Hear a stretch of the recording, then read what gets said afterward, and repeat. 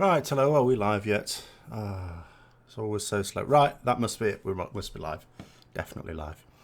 Right, so hello everyone. I never learn, actually. I've just been rammed. My Twitter has been rammed today because I did a silly thing.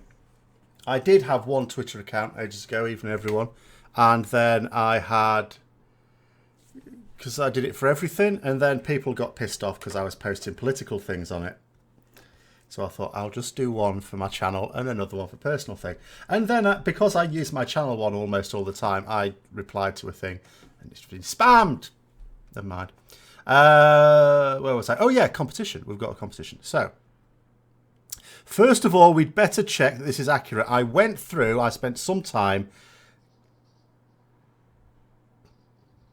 Bring me back. Come on. Bloody webcam. There we go. Someone actually just said, oh, you should turn off the autofocus. The problem is that the autofocus ignores me completely, like the whole package does. I don't know what it is. Like with I'm cursed with Windows 10. Nothing on Windows 10 works for me. It took a long time for anything to work with it. And even Windows, it took a long time for Windows to work with Windows 10. And for, you know... But yeah, the Logitech webcam software will not work. It ignores my commands at all times. It was actually quite useful because what I used to be able to do with it is record myself against the green screen and then superimpose it on anything I wanted when I was doing my videos. I can't do that now, so I have to use this. But the problem with this is if I just record it, for some reason, I don't know why, with the green screen, I can't seem to fade it all out properly when I superimpose it. So I just have to have whatever's going to be behind me. But anyway, never mind that. So, right. So we had a competition. So basically, over the last month, where in World of Warcraft, I made it easy. It was always a Monday one. And about a minute in, it was always about a minute in. I provided a clue. And the clues were Thrall, Arthas, Antonidas, and Kalakos. And it was what link's all for. And a number of people have correctly identified that it was Jaina. Because, you know, they were all people that were very close to Jaina at one time or the other. So these are the winners I have. Now, if you think you were a winner, before I do the draw, I'll read through the names. You need to tell me where you think you've put it. Because I went through all the videos where you were supposed to put it. And you may have put it somewhere else. So what I've got is Nakanai JP, Last Hero, Dogger Gertz E, who I see is here, Jeff Smith, Michael C, Gormonger 2, which worries me, that name, because it suggests that there's another Gormonger somewhere, El Moomley, and Man of War. So I will give it a few minutes while we can start to explain other things. Anyone who didn't know, by the way, so was I. But then, to be fair, you did have to, 1, know about the competition, and 2, watch enough of my videos to be able to see the clue, right? And then 3, work out the clue. Now, from the first 2, you could have had a guess, maybe, but you could easily, it could have been other things. I think the third one would have, for most people, gone, oh yeah, it's that. And then the fourth one. Someone actually, I can't remember who it was, someone actually thought it was Jaina, not because of the clues, but because I use a little cartoon chibi Jaina on many of my thumbnails. Just total coincidence. It's nothing to do with that. So someone got it right for the wrong reasons, but never mind. I didn't say you had to get it right for the right reasons. Hiya, Brett. So yeah, just a note. So for the pre-patch, which I hope you're all ready for, because it's too late if you're not. It's just gone live on NA forums, I've been told. Or specifically, it went live about 10 minutes ago, which probably means it's about ready to come down now. Because as we all know, the NA forum patch release is always just a trial run to make sure that it's working for us guys in the EU. When I'm just speaking and video content's not really happening, well, exactly, that's the other thing. You had to watch out for it. Someone did say, oh, you should do an audio cue, but my feeling was this. If anyone was just watching those videos without knowing anything about me, they're probably going to be vaguely confused as it is that a visual clue pops up. So having an audio cue as well would just be baffling in the extreme. So there you go. So there's also that one. Right, okay, well, no one said anything. So The other thing I will just say, actually, is several people actually managed to do it right, and they told me how I can contact them. Some people did not. So I'm going to have to hope that if one of the people who just wrote an answer down, that if I reply back to them, then, you know, we can sort it out. Someone also did say that you have to be on Battle.net friends with someone for about 10 days before you can gift something as well, which sounds bizarre to me. I don't know whether that's true. So it might be that you have to wait a couple of weeks. So anyway, let's get on with it. So I'm going to do a roll in game. I had a cunning idea for this, but it failed spectacularly, but never mind. Right, okay, so you should be able to see that. Bottom left-hand corner. I can't, unfortunately, change the font size of chat. So what we want, we've got 9 people, so we want a roll 9. Drum roll. Imagine a drum roll in your head. I haven't actually got one. Number 4. Oh, number 4 is E. You're actually here. Ah, but you were one of the naughty ones. Okay. So, Legion is... Never mind, Legion is dead. So you wrote your response in the actual YouTube thing without giving me a way to contact you. So what you're probably going to have to do, you could maybe, I don't know, can you PM me here? I don't know. But what you could do is, yes, NA realms are up.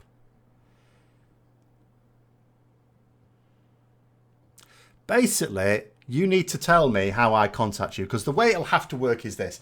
If it give me in-game details, I will have to send you an in-game mail, and then you reply back with your battle tag. It's no good just sending me a friend request through the battle tag thing, even in friendship, because like 10 people might do that, all claiming to be you. Or you could PM me on Discord. Well, if I think I just thought of it. It was just a cunning idea, that's all. And I thought, oh, that would be a good idea. In terms of doing other ones, I mean, Blizzard don't make it easy because there's not an awful lot of stuff on their store. There's like pets, which are not updated very often, and there's mounts, which is what this was for, which again, there's not loads of them, and they're not updated that often. So it's a bit limiting. In theory, yes, it would be a good thing to do on a regular basis, but it's yeah, Blizzard. There's not much on there. So yeah, you'll have to do something. You'll have to tell me who you are in a reply to something. Okay, you could do it. Can I? Well, I'll tell you what. Who am I on? I never know how to find who I am on Discord. How do I find out who I am? Hold on, is it in settings? Nope. Someone tell me how I find out who I am in Discord. Shirts or mugs? No. I think there are there are stores where you can just basically sort of design one on it, and people can buy it off there, and you get a little bit, and they get a bit. That'd be the nearest. I have actually asked. Now, I was looking for the Warhammer stuff for someone to design me some like cartoon avatars for that. I have a few for World of Warcraft. I don't have actually that many for World of Warcraft. Yes, I am on. Yeah, you can find me in the Paladin Discord. Bottom left of the Discord app. That's where I'm looking. Not there.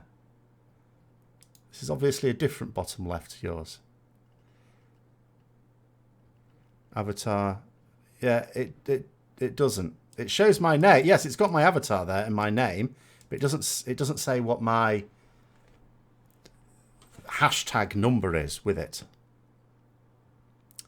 But yeah, if you found me on the Hammer of Wrath Discord, then yes, I'm relatively easy to find because you don't have to scroll. I'm just on the right hand side. I'm just Templar in the Templar list at the moment anyway, and it's Thete with YouTube in brackets after it. That would be the easiest way.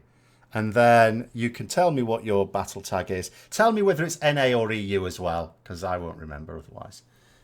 So that I actually send it on the right region. Right, let's have a look. They should sell reskinned Mage Tower appearances.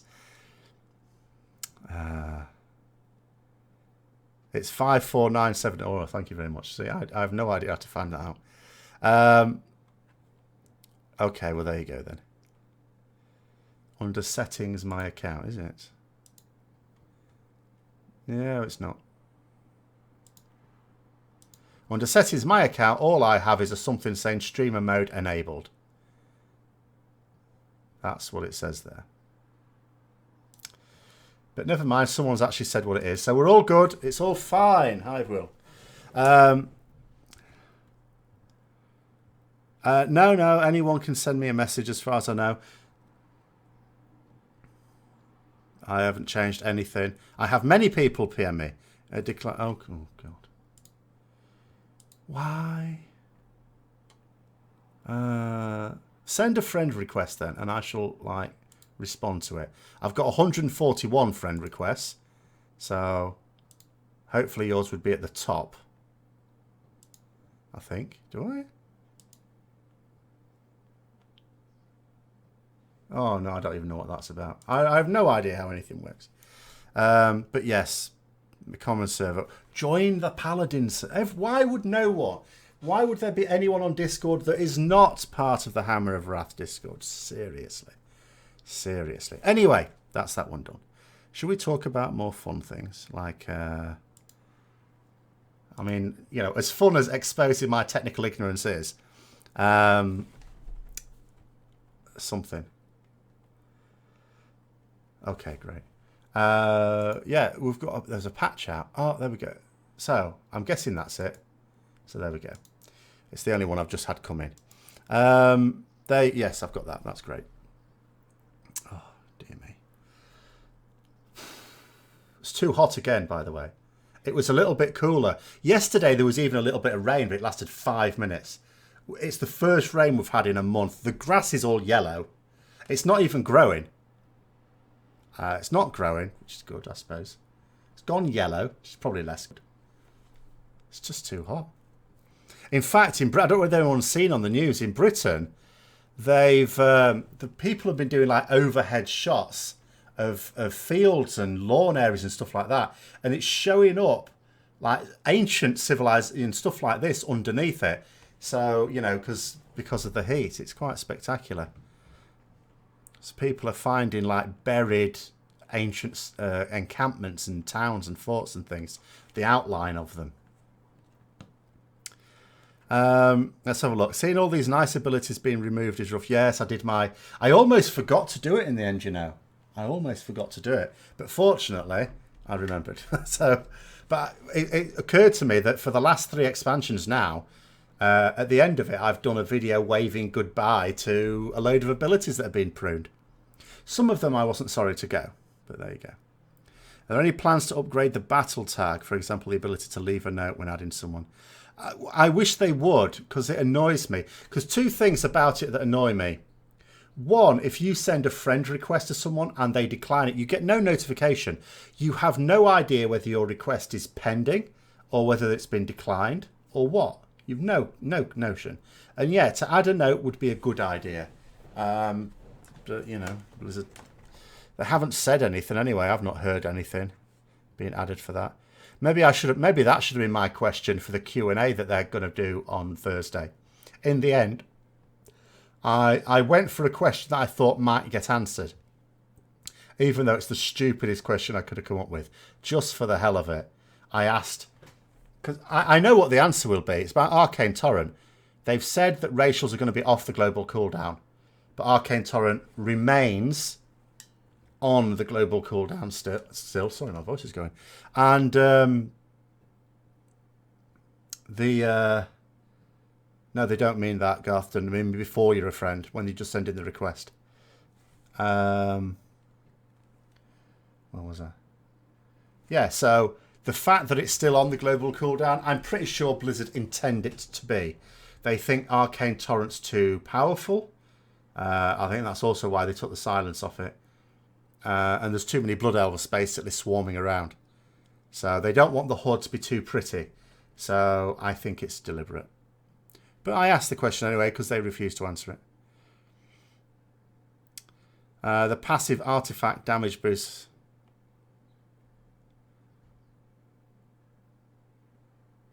Oh yeah. They're all going. All these abilities are going. Some of them are being made talents. I suppose I can't rule out the fact that maybe some classes are getting them baked. They did say some specs might get them baked into their baseline abilities as well.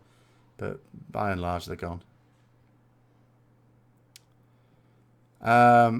It's not an exact thing though, Rune Saga. So for example, it's not like what you might have 2 items that are the same item level at the moment, but after the patch goes live, they won't be. Like legendaries are level 1000 for example, item level 1000, and your Pantheon trinkets are also item level 1000 if you've upgraded them, but they won't be the same tomorrow or now if you're on North American.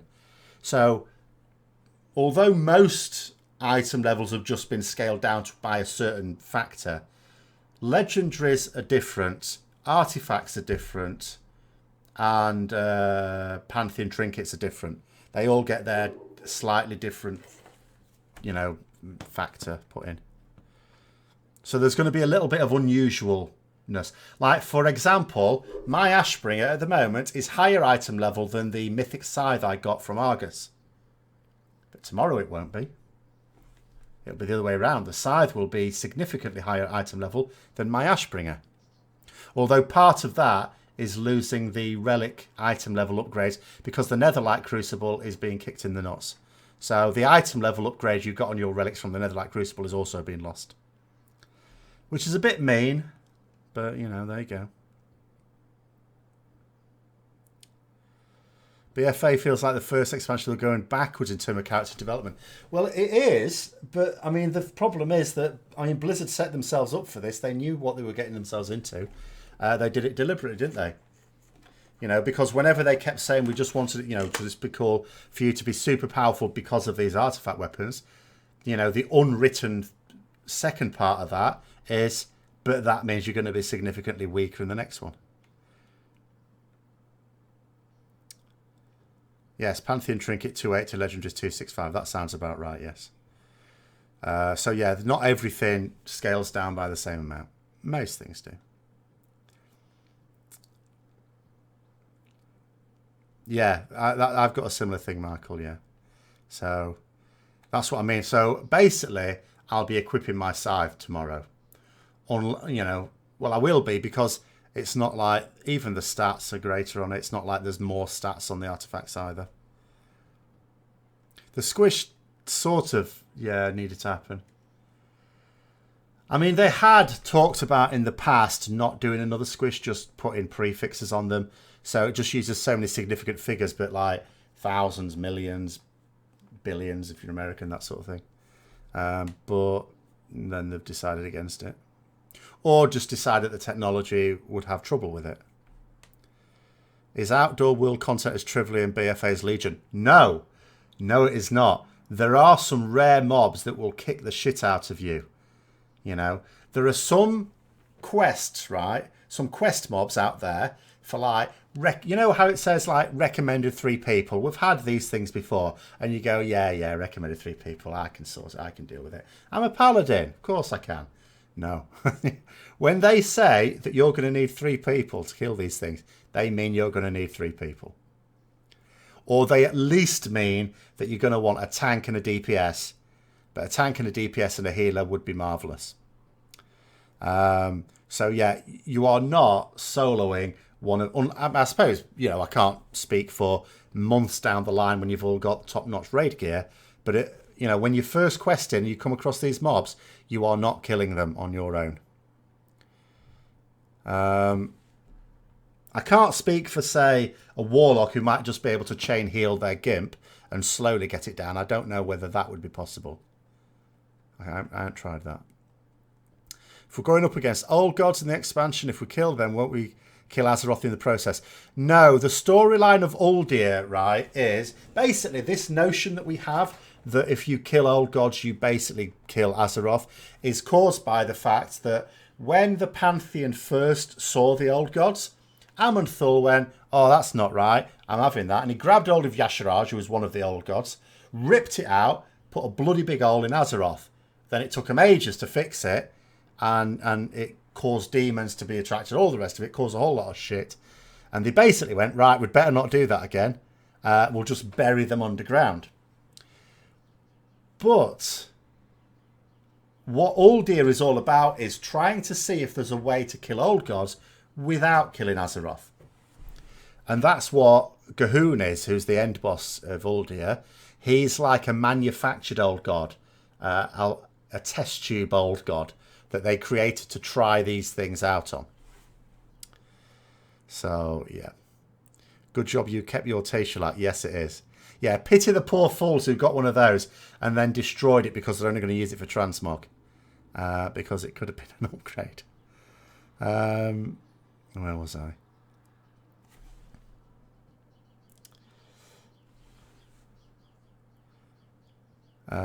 Yeah. Now, this all, excuse me, opens up the question as to whether Cthulhu and Zoth are actually dead or not. Because we were always told before in the old lore that no, we just basically poked their toenail and stuffed them back in their hole.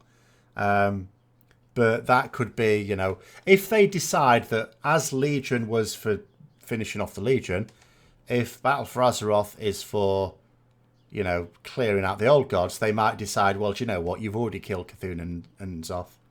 Am I thinking of Unzoth? I'm not thinking of Unzoth. Yogg-Saron. It's Unzoth we haven't come across, sorry. Then we might just need to kill Unzoth and job done.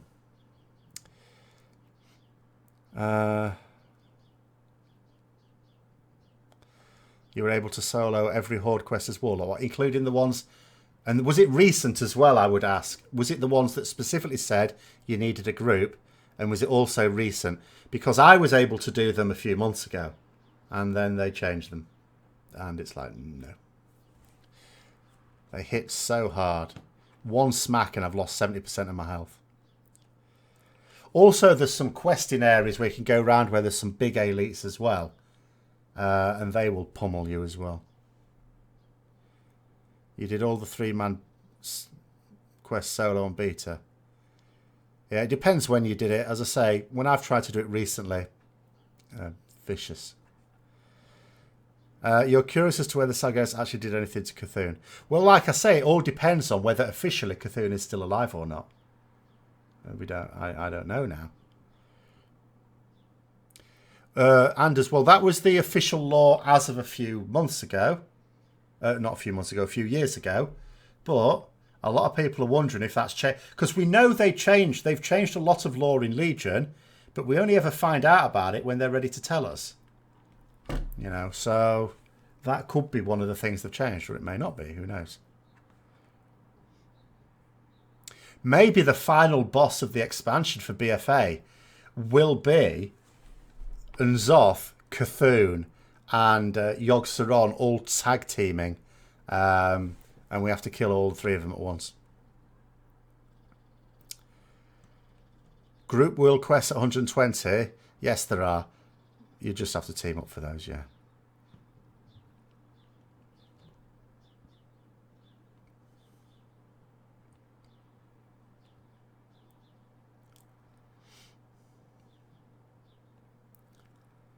But, yeah, I did... well, I don't know. Okay, BM Hunters maybe as well. I did wonder if maybe Warlocks might be able to solo them. But my Paladin certainly can't. I mean, a Paladin is usually pretty good against an elite mob because you can just keep slowly healing yourself back up, whether with Just Cause Vengeance or just straight up healing yourself.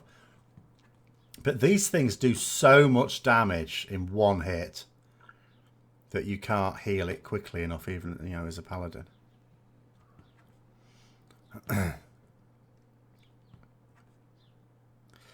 Yeah, there are some quests that give you a special, but I'm not talking about those. I'm talking about like the, you know, devil saws and things like that. Well, there's quite a few mobs out there. Even some of them are just humanoid mobs. But I mean, put it this way: you've got about, it varies, depends on what level you are. Let's say about 50,000 health. The mob has got 1.5 million health, but that just means it's going to take you a while to kill it.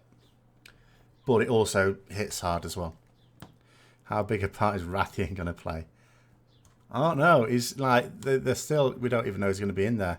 I still am of the firm view that they do not plan out their storylines, and they do not ever, ever think about when they finish with a character, like they finish with Wrathion. I don't believe they ever consider what that character is up to, even when it's not included in an expansion.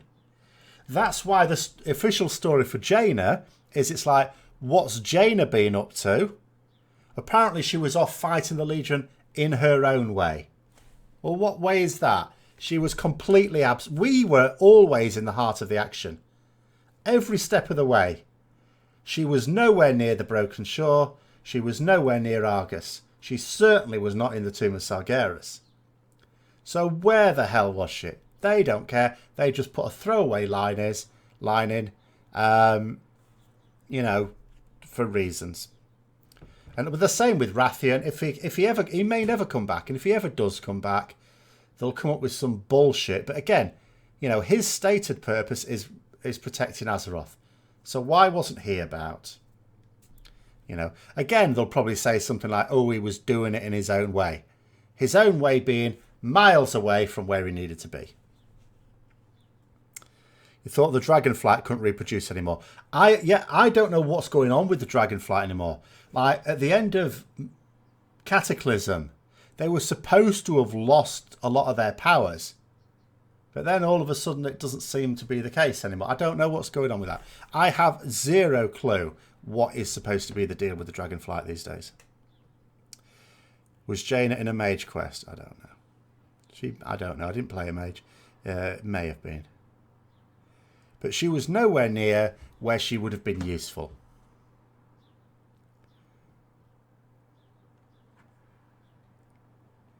Absolutely nowhere near.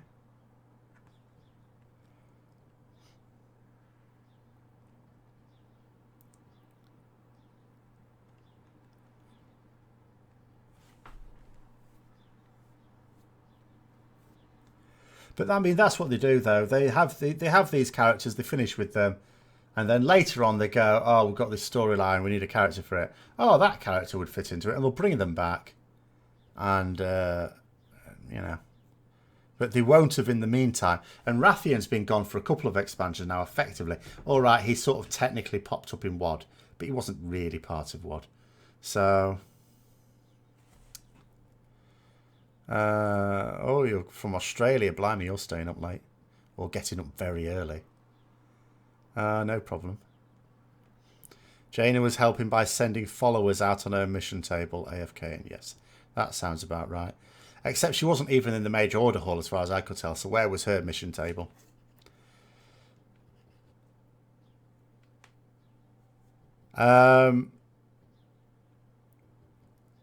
Well, it's supposed to be up now on North American realms.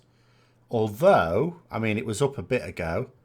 And I suppose it may have since come back down again.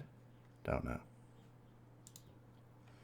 What I have seen as well, which has dismayed me, but it was inevitable, is the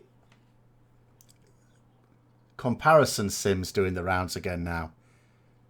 Just, God. I knocked myself out with the facepalm required. Do I think Mythic Argus will be harder after the patch? I don't really see why it would be. I mean, it depends. I won't like the fact that I won't have my cheat death because it will take some getting used to. I mean, it's not like we've had it for years, but we have had it for a couple of years. And I've got you, like I was trying to say to someone earlier on, the thing about Argus is there's various points in that fight where you could die. You wouldn't necessarily get any warning about it. It's not like you lose a load of health, then another thing is about to happen which you can predict, and you think to yourself, oh, I'd better sort that out. It's more like something happens that shouldn't happen.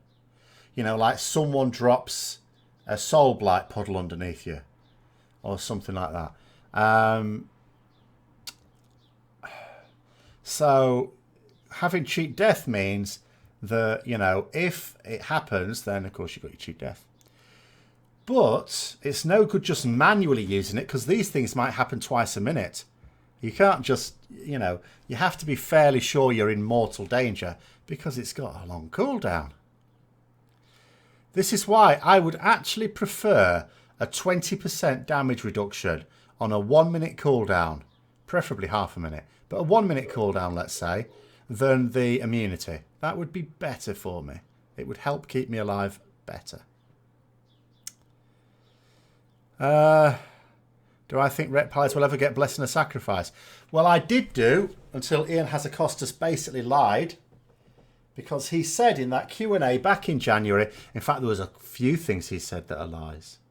Actual lies as well. But one of the things he said was, he agreed that utility should be class-wide, not for specs. He did put the proviso in. He said, however, for healer stuff, that should still be theirs. Okay, major healing cooldowns should be healer only. But he said, by and large, across other specs for a class, yes, they should be sharing their utility. Now, that should have meant that we got Blessing of Sacrifice because Protection Paladins have it. Or they should have concluded that it's a healer one and only given it to Holy. But no, they haven't. So, basically, yeah, he lied. In fact, it's not even that one example. I've seen 0 examples of where he's put this assertion into practice.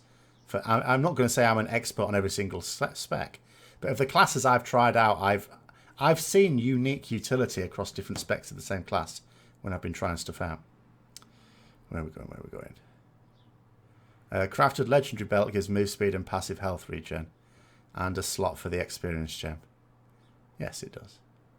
I have gems. I have enough slots for gems for that. I will still likely be using the speedy boots and Zephyrs of Secret, which are also for speediness. Because all I need to do is move quickly between mobs. As soon as I get to a mob, it's dead. So I don't really need anything that increases my damage. I just need things that increase my speediness. Lots of magic damage in Antorus that tanks can't mitigate as well now. Tanks may have some adjusting to do. Yeah. Also the threat issues as well. But I imagine that the good tanks are not going to... Competent tanks are not going to have an issue with that. But, you know, we'll have to see. Because obviously the DPS is all over the place at the moment. There are things I know that are going to be... And this will be the same for other classes, for example. There are things I know that are waiting to happen to Rets, but they're holding off for it because, like, one of the things I know they're going to buff for BFA is Divine Judgment. But if they buff it now, it'll be ridiculously overpowered because our 2-set bonus makes it massively powerful. So they don't. So that's another reason why these comparison sims are pointless, because it's not only not complete, but there's things that Blizzard have deliberately not implemented yet because it would be too overpowered. But it won't be in a few weeks.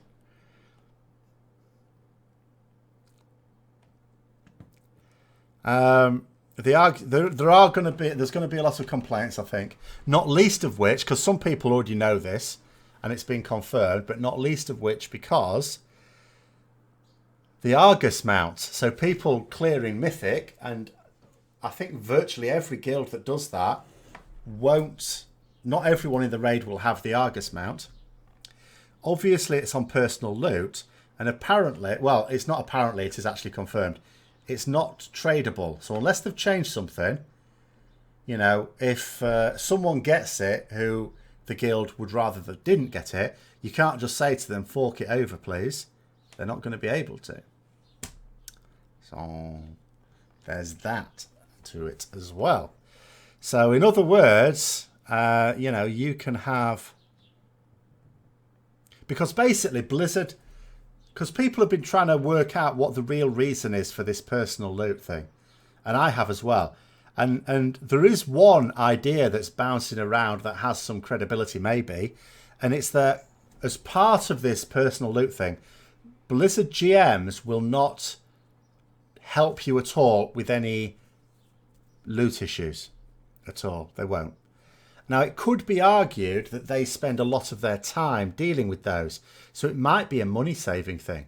So they don't have to have as much GM time spent on solving loot issues. Because if their attitude is going to be, it's all on personal loot now, you deal with it.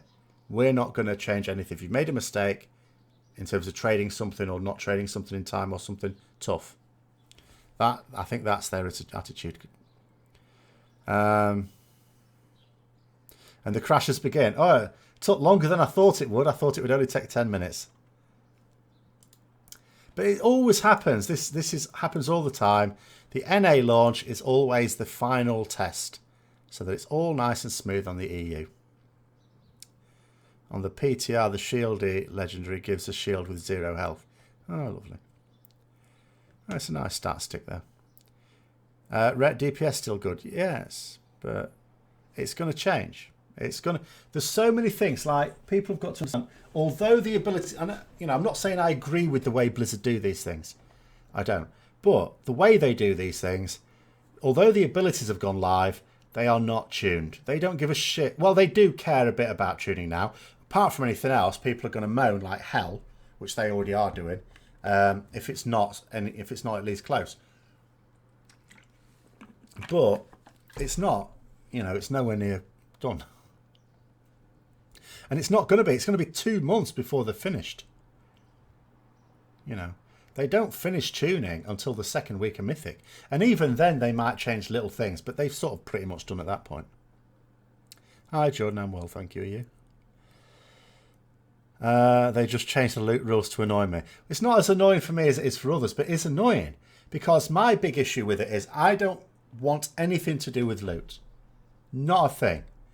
In fact, when I had to be involved in Loot Council, this expansion, I paid no attention to it even then. It was only in the case of a tied vote, and they'd be going, Thete, you've got to decide. It'd be like, hell. So then I'd have to have a look at it. I'm not interested. Here's what I like about Master Loot, apart from obviously the fact it's more efficient. I can say whether I need it or not. I might have to write a note about how useful it is for me. And then I'm off. I go and do the trash, finished, don't care about it anymore. If it drops into my bags, I'll put it on. But other than that, I just don't want to think about it anymore. The personal loot forces you to think about it because it's not like there isn't still going to be master looting. There will still be a master looter.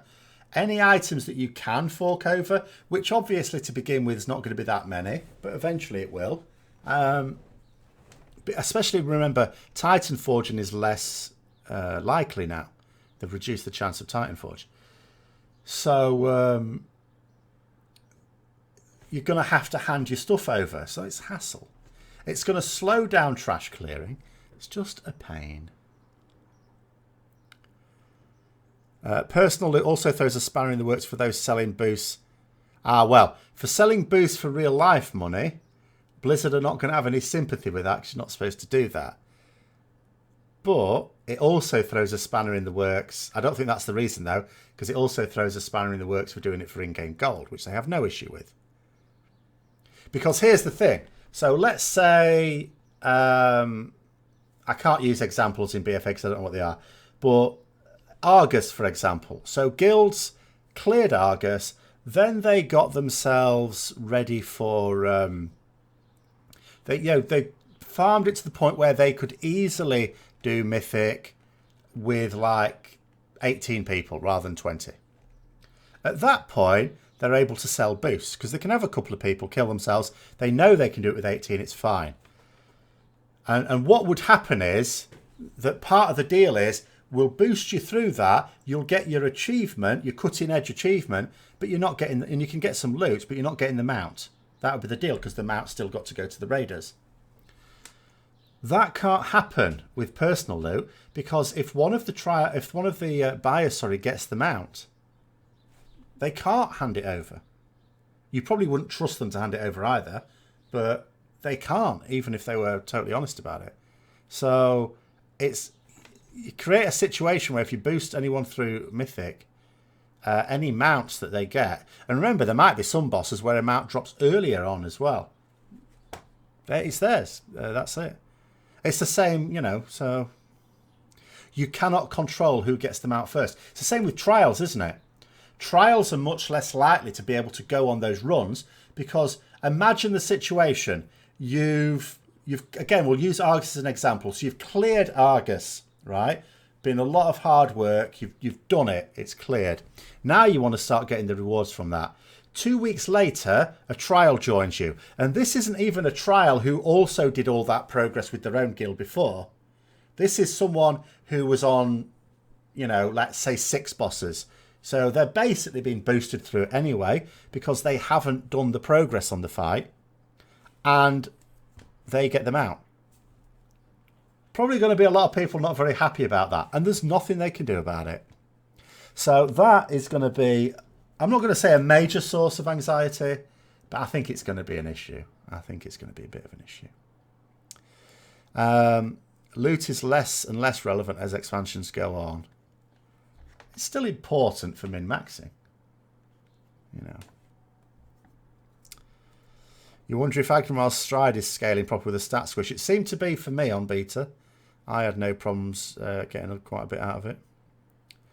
You have the opposite problem. Supposed to be selling 2 more mounts. Yeah. Well, unless you can arrange for all of your raid to be people that have got it already, which is probably unlikely. Exactly. Okay, so that would be the opposite problem. That's not happening, is it? You're not a fan of personal loot. I have no issue with personal loot. It's the forced personal loot in Mythic.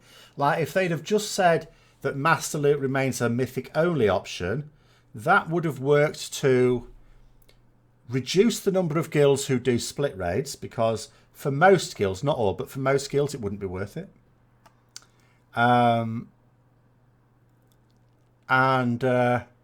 But you'd still be able to do Mythic that way. So you're running the master loot for your guild. Well, yeah, have fun with that.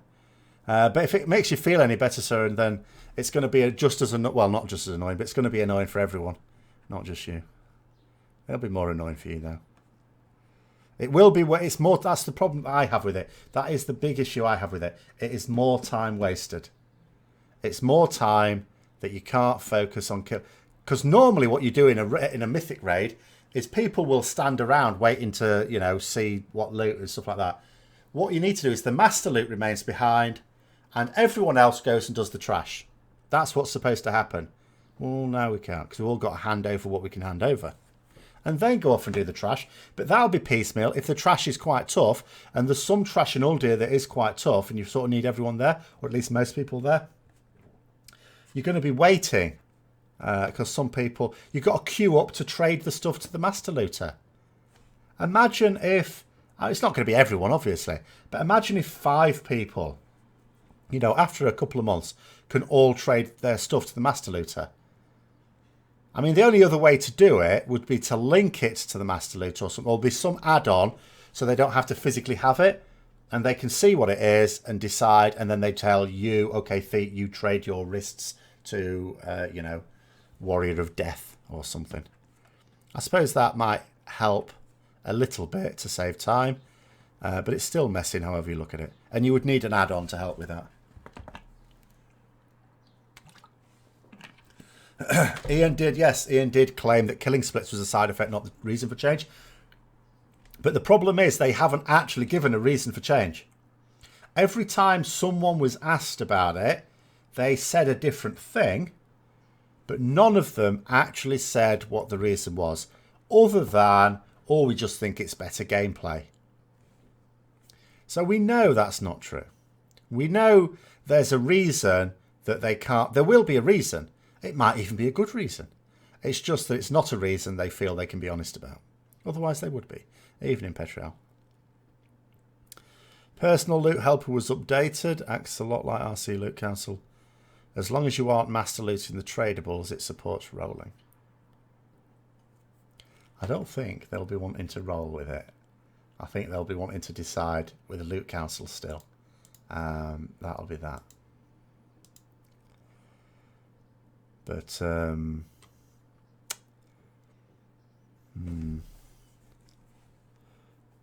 but we'll just have to see how it goes.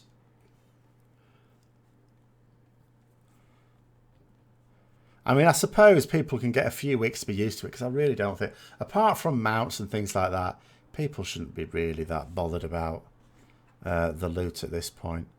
We're all going to, if you're raiding at whatever level, you're going to be well enough gear to level up, no problem. And we're all at level 116-ish. It's not just losing the legendaries. That's also round about the level that you start gaining from taking the quest rewards. So you'll notice yourself significantly weaker at 116. just because you were a god. At 110, when you start leveling, you'll be a god. By 116, you're the same item level that someone with no gear at the start would have been as well. It's someone in just full quest gear. Because that's sort of where you will be.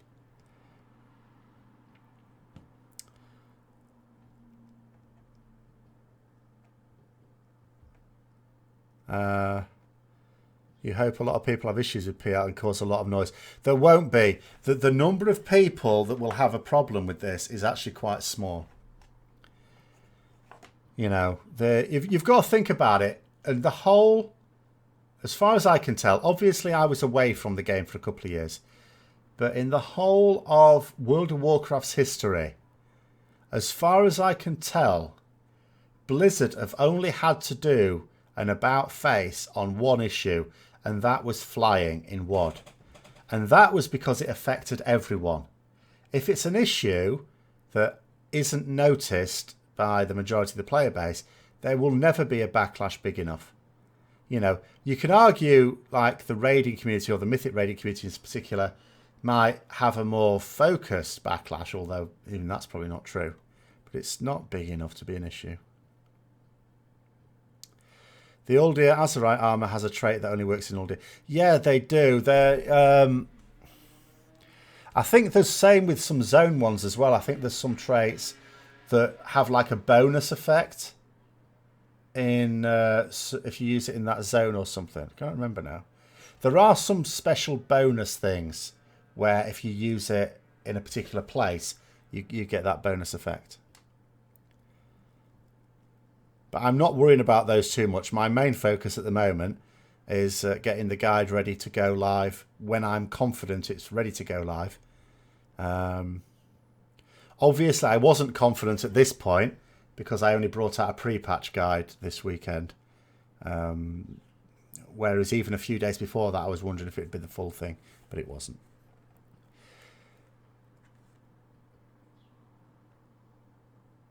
Hang on a minute. Is what related to class design, MOP versus BFA? Most Mythic guilds will run pseudo master loot. Yeah, they will. Just because they can't have master loot doesn't mean to say they won't be try and be as efficient with the loot as possible. They will do what they can with what they have. It's the same reason top guilds will still split raid.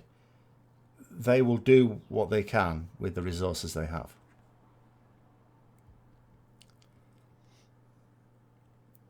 Yeah, gold missions have gone, but it's not a big issue.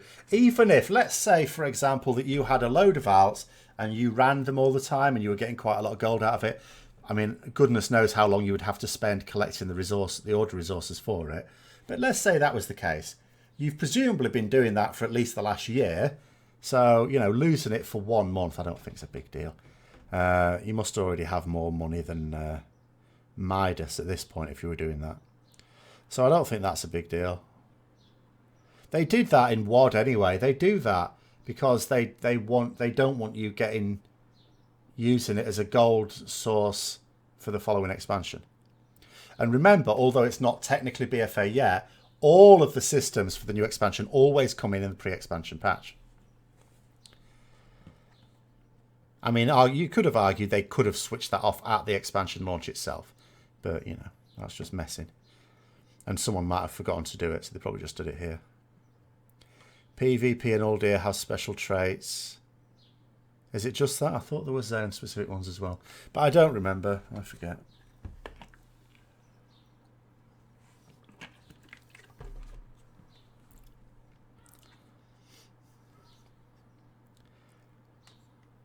But yeah, Azerite is something I'll be worrying about in a couple of weeks' time. When hopefully there's... Well, I think we can sim them now, but again, even those might be being tuned still. So there's no point in me doing a load of sims now when I can't do anything with it, and they're going to change it in a couple of weeks.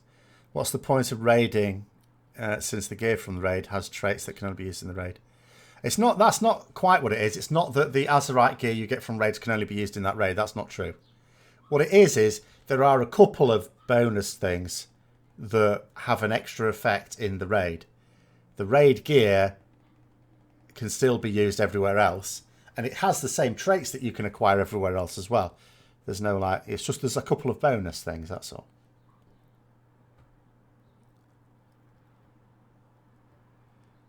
I think people are misunderstanding how it works. Now, I'm not saying this from a position of knowing exactly how it works myself. What I understand by it is these bonus traits that work in Uldir are not ones you choose on the Azerite gear. They're bonus traits. It's like if you have this gear, you also get this special effect if you're in Uldir. But it's not one of the traits you choose. That's as I understand it. I could be wrong. But I'm pretty sure when I was looking through them, that's how it worked.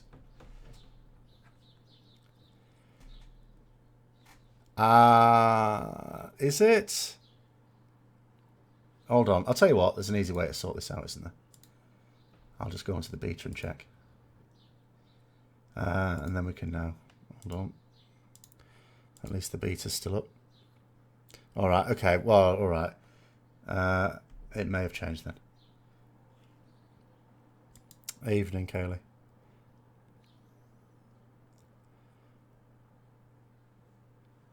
The ability is an exclusive, but I'm not sure that the trait was.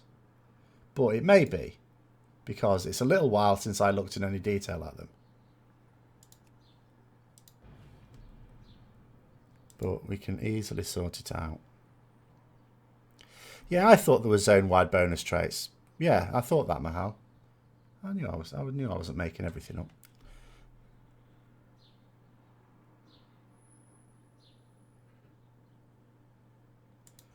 Right, okay. Yeah, this actually confused me a little bit. All my characters on the beach, I noticed this yesterday, had their talents reset. I thought, oh, what have they done to talents? Turns out nothing at all. Loot. Right, well, I know Mother has some Azerite gear, so let's have a look here. Sorry, you can't see this.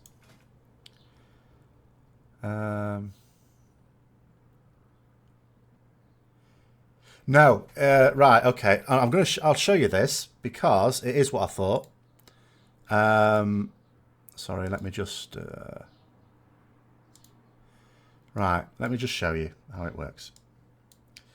So what we've got here, right? Look at this. So this is one of the traits. This is the generic trait. So passive, your armor gathers and analyzes combat data every 5 seconds, increasing your primary stat by 6, stacking up to 20 times. The data decays while out of combat. Then it says enables re-origination array within Uldir. So it's that re-origination array that is the special thing that only works in Uldir. But the primary passive works everywhere. Now, I know what they might mean. It might mean that if I selected this one, that I don't get their re-origination array. If that's what he meant, then yeah, okay, fair enough. But at least it's not a useless trait. It's not like it's useless everywhere. And with luck, this will end up simming higher than this anyway. I mean, this definitely will, because that is actually an AoE one. So that's useless on single target. Well, I say useless, it's not. I mean, maybe you could use your Divine Storm to get the buff. But anyway, all right, if that's what you meant, Brett, then okay, yes, that is the case. I thought people were saying that it means you have a trait that can only be used in Uldir, which is not the case. I did do. Yes, it is. It has been data mined. But I don't remember. Because literally, at the moment, I've got a lot on and I'm not thinking of looking at Azerite traits, which could easily change anyway. So it's not a big priority for me at the moment. It will be a priority at some point in a few weeks, but at the moment it's not. Because they're subject to change as well. Not a massive amount of change, I hope. But they are still being tuned like everything else.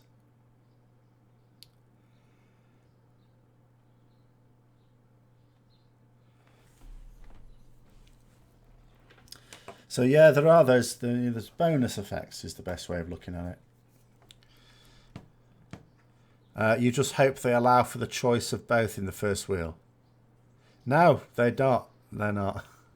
Once you've selected one, that's it. You can change it, but they said the first time you change it's for a nominal fee. I've forgotten what that fee is now, but the cost ramps up, so you can't habitually keep changing it like you used to be able to do with talents.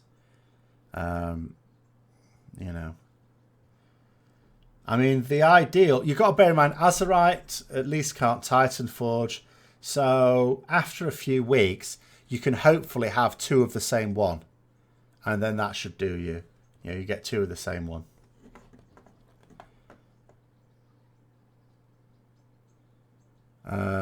Yeah, the gold missions are gone.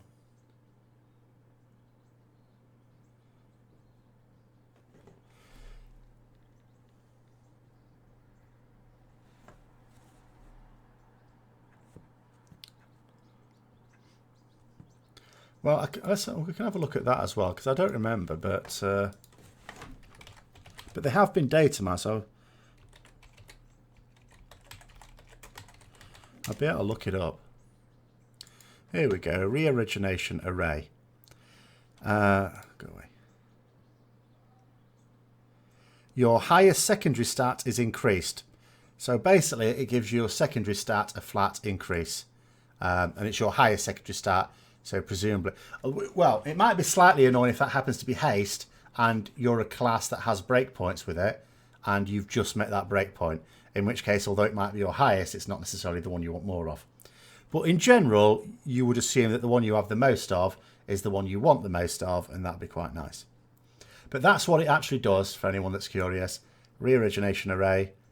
Highest secondary stat is increased by an amount. Presumably depending on item level and stuff.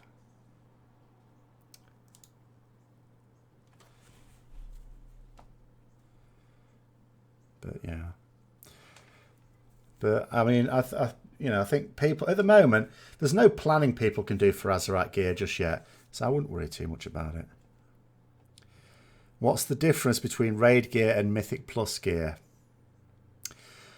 Well, someone did make a good point actually in one of my videos, in that on the face of it you would say none at all. In fact, you would probably find it easier to get gear by doing Mythic Plus than you would by doing Mythic raiding. Because if you do Mythic Plus, if you do a plus 10, say, the following week you're going to get up to 3 pieces, very unlikely to get 3, but up to 3 pieces of Mythic raid quality gear in terms of item level. But as someone pointed out, the first raid, the Uldia raid, is the equivalent of Emerald Nightmare, is the equivalent of Highmaul. Now, in both of those first raids, you didn't get anything special either, especially like Emerald Nightmare. You know, if you compared that to the gear from Mythic Plus, it didn't stack up very well at all. It was just the item level, you know, the fact that you could get higher item level gear. But the Mythic Cache didn't... It only gave you like 1 piece anyway, didn't it, the Mythic Cache? Whereas now it's going to potentially give you more.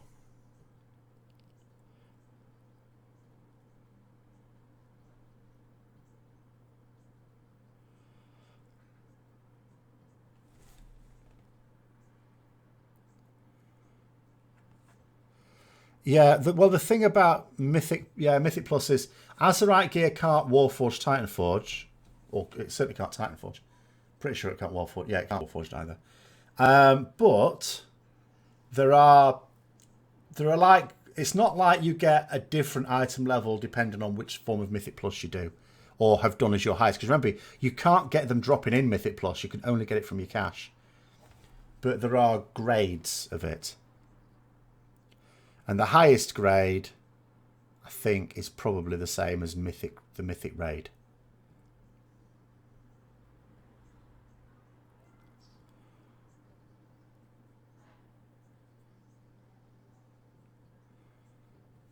Mostly looks like Mythic Plus gear and World Boss trinkets are better than the raid because you can target the stats you want. Yes, maybe. I mean, yeah, I mean, Mythic Plus, Mythic raiding, may take a bit of a hit. It may not. I mean, in Legion, there were far more people who did Mythic raiding. The actual prestige of Mythic raiding is quite a large draw. I mean, people who are going to do Mythic Raiding are not really fully focused on the loot. Obviously, it's nice, but it's not, you know, it's not a prime concern because it's not worth it for that. It's definitely not worth it. Am I going to tank heroics to gear up? I mean, if I had to, I'm not planning on. I never plan on tanking. But I had to do a bit of tanking to get groups together in... I haven't practiced any tanking for a bit, actually. I did have a go at Prot Paladin for a little bit.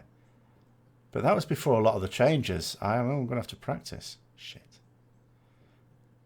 Do I think in a year's time they might add another piece of Azerite gear? Well, they'll add it with the next raid. There'll be more stuff. They're not just going to have the same old tired traits when they bring out the Ashara raid. That'll have new ones in it. Which I'm hoping will be unique to that raid. But they may not. Once you get full heroic gear blue, you'll go into raids. No. The way it works in Legion is first week you could do normal and heroic dungeons.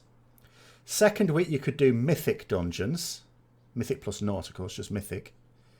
Third week you could do normal and heroic raids. And I think mythic plus dungeons. And then the fourth week mythic raids. So your first week it'll be your dungeon normal and heroic gear. But in the second week you'll be able to do mythic dungeons.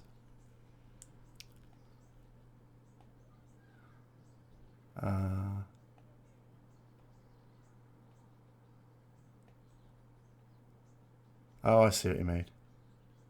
Oh, okay. Well, like anything, yes, you'll have to sim it. I mean, the biggest issue will be you might have some, let's say, heroic dungeon Azerite gear, and you've unlocked all the traits with it. Your Heart of Azeroth is high enough artifact level to unlock them all. And you get a piece of raid gear, which is better, but you haven't got a high enough artifact level to unlock them all. So that could be an issue.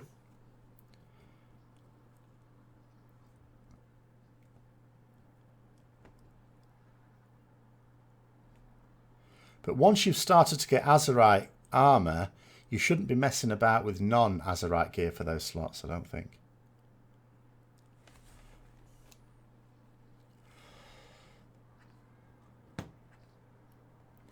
I mean, the most efficient way to do dungeons, of course, is to do them in a group rather than strictly pug them, because then you've got more chance of being able to share gear around each other, apart from Azerite, of course, but for other gear, to be able to share it out amongst yourselves.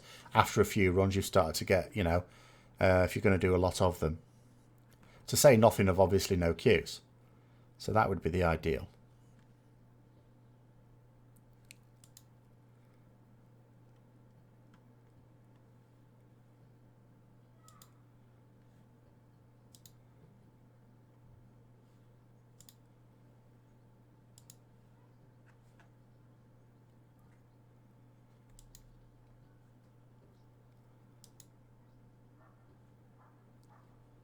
And I don't know how difficult or easy it's going to be, or how quickly people are going to be expected to get the artifact level needed to unlock the traits.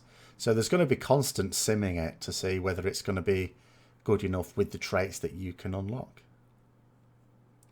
I imagine raid bots will help there, though. I would hope raid bots will have... It was pretty good for Legion. So hopefully it'll have a system, a bit like with the Netherlight Crucible maybe, where you could sort of say which traits would be on it and, you know, leave blank any ones that you know you can't unlock straight away. And then you can just sim stuff and see how it works out.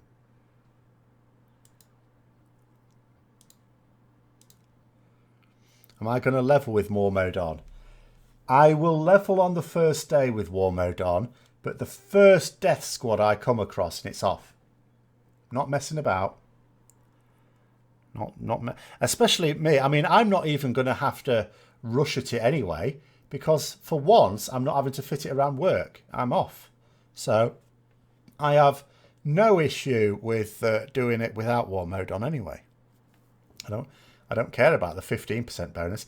I effectively have a 400% bonus by virtue of the fact I'm not at work. Bubble Hearth and turn Wolf Mormwood. Exactly. That is precisely what I'll be doing. I may not even have to Bubble Hearth. If I choose to have the wrist enchants with the Absorb Shield, although I'm still probably better off Bubbling Hearthing. Day 1 should be, but you've got to bear in mind, you can... It's not like you have to wait till your level cap to go to the opposition faction zones. You know, you go for the first time, I think at like 112 or something. Is it 112? Can't remember. But, you know, your war campaign happens every so often. So you go to your first enemy faction zone. And you should go as soon as you get the quest as well. I learnt that from the beta. As soon as you get your first quest to go over there, don't go, oh yeah, I'll do it later. Do it straight away because the rewards from them are worth having. Immediately. Don't talk about anything awesome. Oh dear. Annual leave during the expansion list. Yeah, well, it's exactly the first time for me because I don't get to choose my holidays. I just have to. I'm off when the college is closed, or at least when when it's closed to teaching.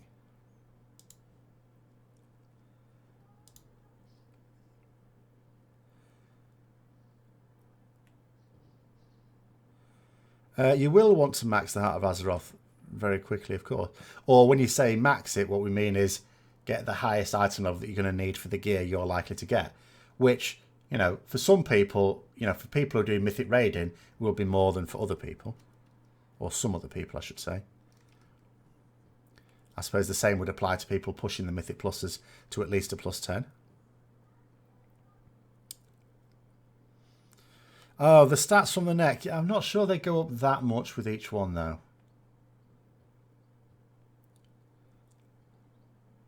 Just do islands in the hope the AI are gnomes. Yes. It will be disappointing that I have to... Do the rewards scale? No. That's what I mean. Like, when you get the Azerite gear... It's a set item level. It makes no difference what level you do it at, as far as I can tell. Because I thought that at first. I thought, we'll put it off until I get higher item level. But what I noticed is when I did that, because that's easy to do, isn't it? If you come across a quest reward that's really good, you just think to yourself, oh, I'll just keep hold of this and I'll leave it till I'm higher item level. Higher level, preferably level 120. Because there are maybe some quest rewards, like with good trinkets, that maybe you want, as high item level as you can get them. But for the Azerite gear, when I tried to do that, it didn't actually change when I leveled up. So I think they're set. So, yeah, I think you're just delaying awesomeness by waiting till you're a higher level. What would Blizzard have to do to make you play your faction of choice? Well, you could argue they're already doing it. Because if I do decide to stop Mythic raiding, then I'll have much more freedom to play whatever faction I like as well. It does depend, obviously, because I will still need a guild. If I stopped Mythic raiding, I wouldn't stop World of Warcraft. I'd still want a guild with whom I can do heroic raiding and Mythic plus dungeons, and islands preferably. So, you could argue that... Not that I'm blaming Blizzard. I have to emphasise that quite strongly. I'm not moaning at Blizzard, but nonetheless, the way the game is going, I'm looking at it and thinking... I'm not super excited to be a Mythic Raider. In fact, I'm starting to feel the drawbacks of it. They're starting to look quite substantial. Which is, partly you could argue it's just the fact that I've been doing it for so long. Partly you could argue it's changes in the game. But, from Blizzard's point of view, if the changes to the game encourage more people than they dissuade, then, it's a good change. It's just not for me. How do island expeditions work? Well, you can, but they're not exactly the same. So you go to an island... and it's supposed to be what you'd call procedurally generated. Now, there's only so many actual islands. They're not generated randomly. They're set. But what's on them, where you go and get your... do things to get Azerite, and the enemies there are sort of random. And how they behave is a little bit random as well, or supposed to be clever. Now, what Blizzard said is, you probably... Again, we don't know whether this is a lie or not. But Ian Hazacosta said he'd expect that people would want to do about 3 islands a week. He said about that. After which, it might not be worthwhile for a lot of people. So, you know, there's presumably some sort of diminishing returns attached to it. Ah, well, I don't want relaxed raiding normal in Heroic. I still want... we're clearing Heroic in the first week. Not, we'll have it cleared in a couple of months. Because then, you know, I might as well try and pug it. And I really don't want to pug things. I do not like pugs. And anyway, I haven't decided to quit Mythic raiding yet. It's just possible. You think communities are going to address the guild issues you're just speaking on? Well, they may do. I have thought about this myself. It's possible that they will. It's possible that it may take some time. Just like Discord, I suppose. That, you know, initially it might be slow. It's not going to, you know, do exactly what it may do. It may take a year or so for it to really catch on. But yeah, it does effectively allow you to almost have multiple guilds of different interests. So you could join a community that likes to do Mythic Plus, and you're getting to do it with people you know. As long as they don't become too bloated. You know, it's like a guild, really. You know, you don't want to be in a guild where there's 200 people online, because that's too much. You don't get to know people when it's that much.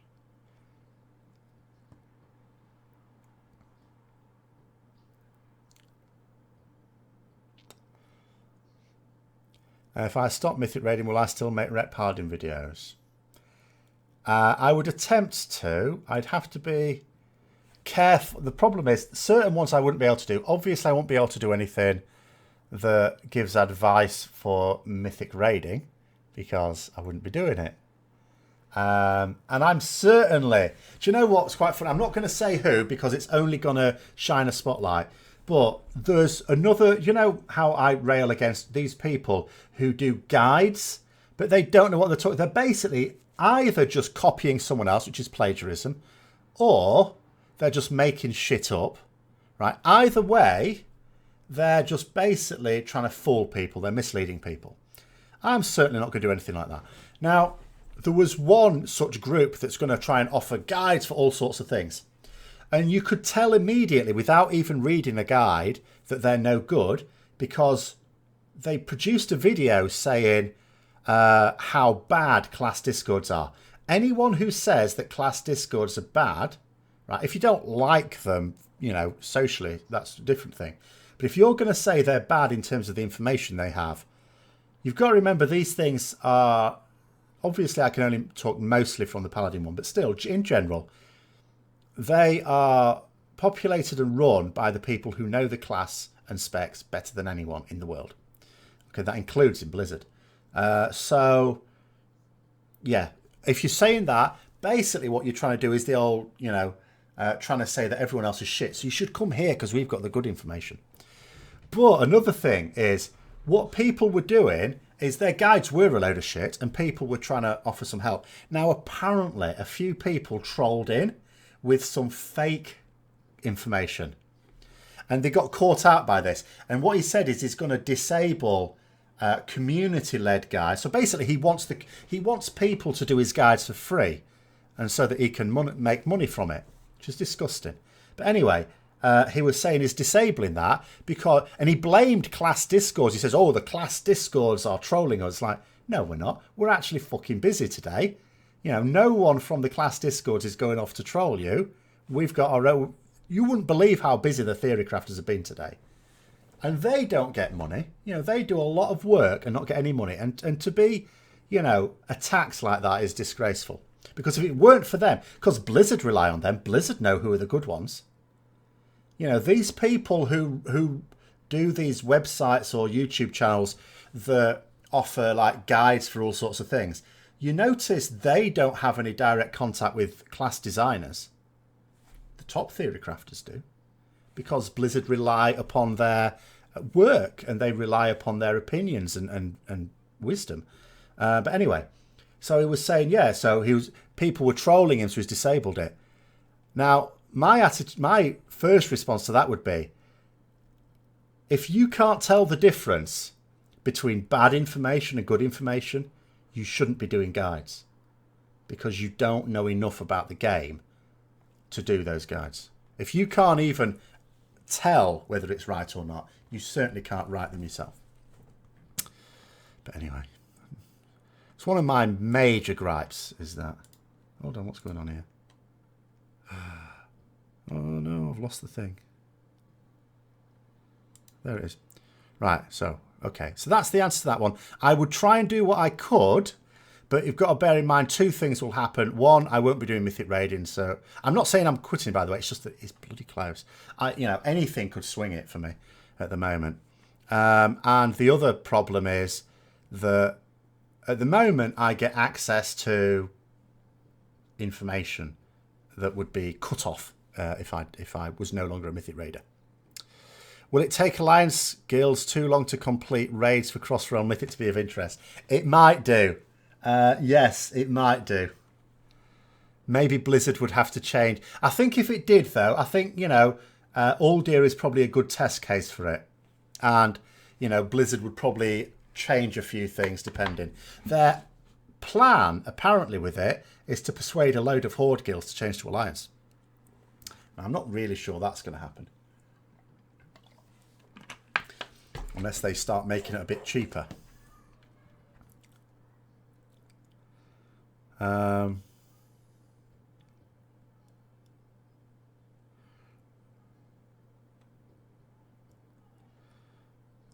yeah.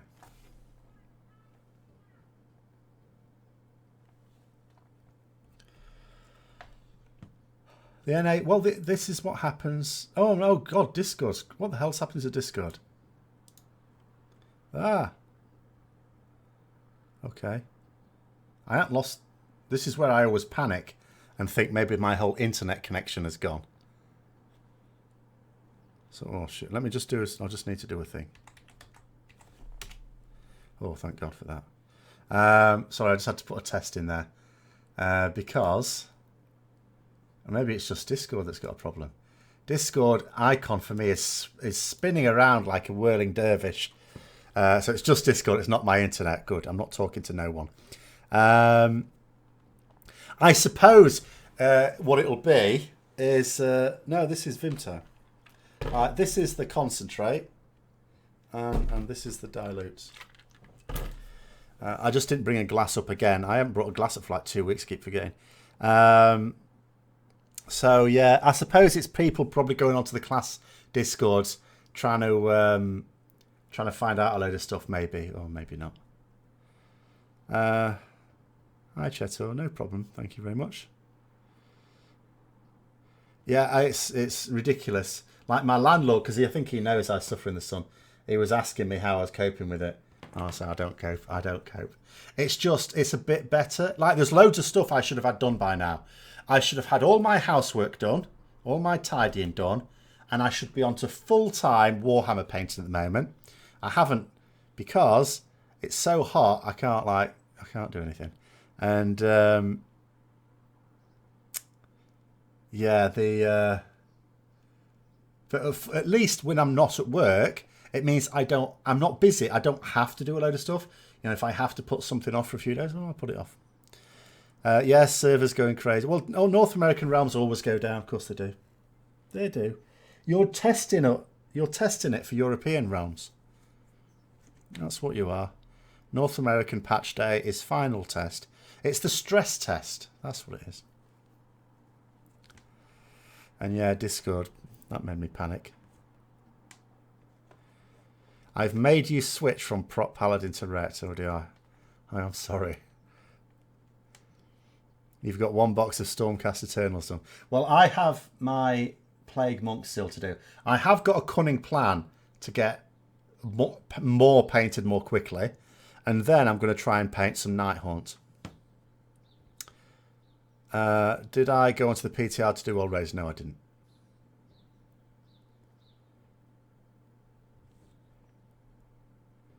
Will it still be possible to do TOS Mythic with a full 20 roster?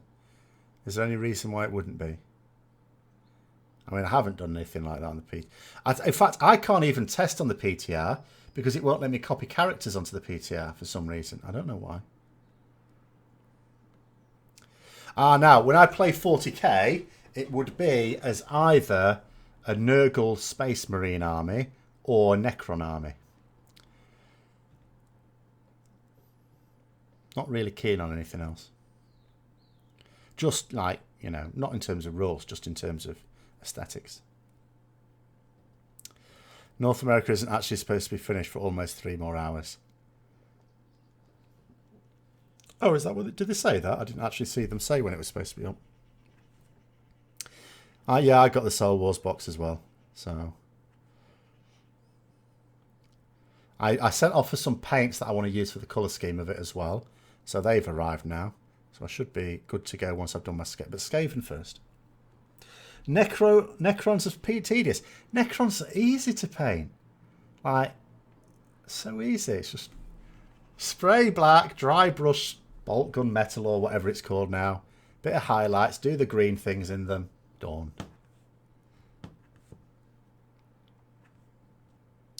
World Cup opinion. In my opinion, there was a World Cup. And apart from right at the end, when they cocked up the presentation ceremony, I thought it was a very good World Cup. I thought it was very well. The hosting of it was very good. Some of the pictures, you know, a few people slipped here and there, which was disappointing, but I don't think it was a big issue. There was no trouble. In fact, the only trouble that came as a result of the World Cup was actually in Paris. You know, I gather there was a bit of like civil disorder in Paris, which is a bit of a shame. But in Russia itself, no. President Putin was a bit of a dick. Went out there with some guy holding an umbrella for him and nothing for the French and Croatian presidents. Well, that was a bit, you know, where I come from, good manners would necessitate that either you find an umbrella for those two or you do without yours and you get soaked just like they got soaked.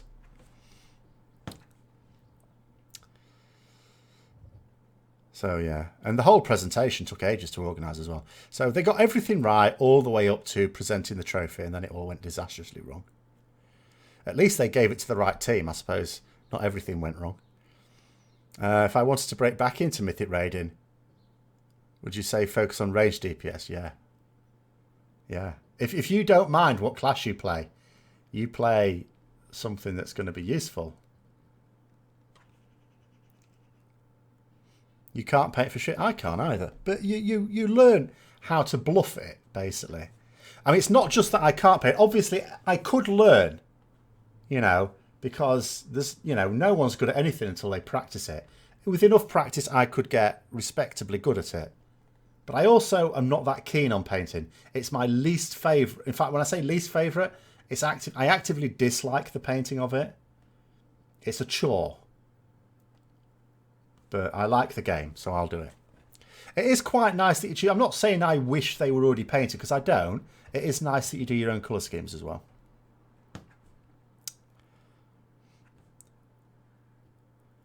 What? Who started what? Will I be streaming tomorrow? I will be streaming tomorrow for the raid, yes. Because the EU raids are likely to be able to go ahead as planned.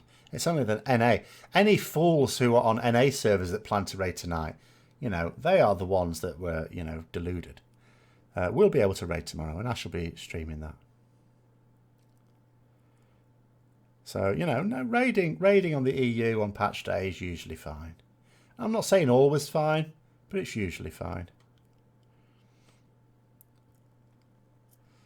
When choosing a class, Locks and Demon Hunters, yeah, well, they're 70%. There's not very many good Warlocks, though. Oh, Discord's back up. But I mean, what else would there be? Ranged-wise. I mean, Warlocks would be suitable. Mages, of course. And if you're going to be melee, then rogue, I guess. They're always useful. But range would be definitely more suitable.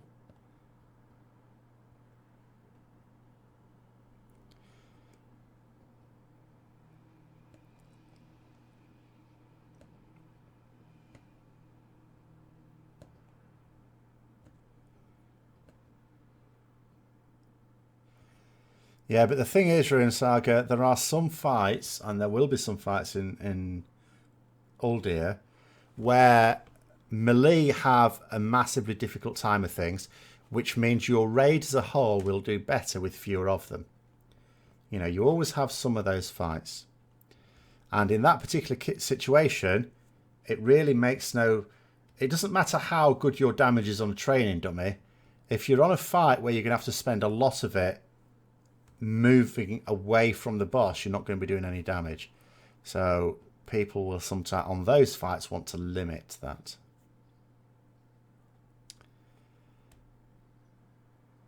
Haste not affecting the duration of spells. Yeah, things like the certain types of abilities, like ticking abilities, like bleeds and stuff, that haste will not affect now.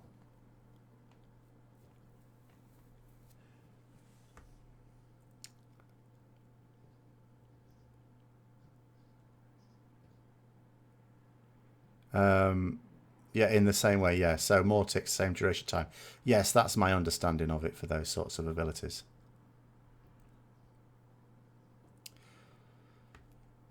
So you wouldn't have to refresh them if it's something that needs refreshing more quickly, like you would at the moment. Such is my understanding, because the only thing that's even remotely like that for paladins is consecration, and that's fixed anyway. And haste isn't supposed to affect the tick rates of that, as far as I know. Hunters are always fairly handy to have. The problem with hunters, however, is that there's a lot of them. Hunters are fairly easy to find.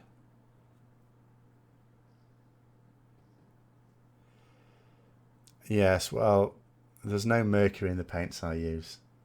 So there shouldn't really have been. I mean, I suppose it depends when ago it was. I mean, I remember when I first went into a Games Workshop store, the models back then still contained lead in them. So what you had to do was prime them first, then wash your hands. But once they were primed, then you could handle them. It was fine.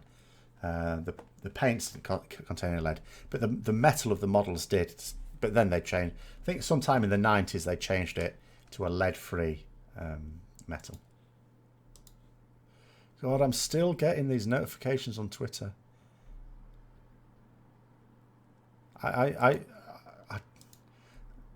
Oh, is Discord gone again? Oh dear. Oh.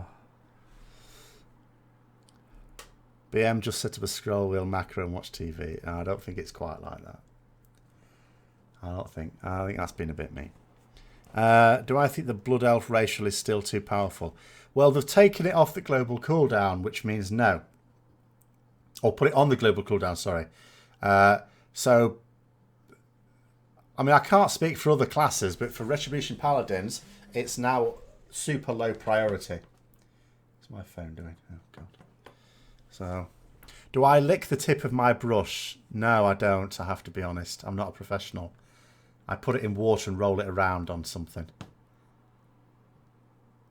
Yeah, Discord's went down, then it came back up, and then it's gone down again. So, yeah, it's not just you.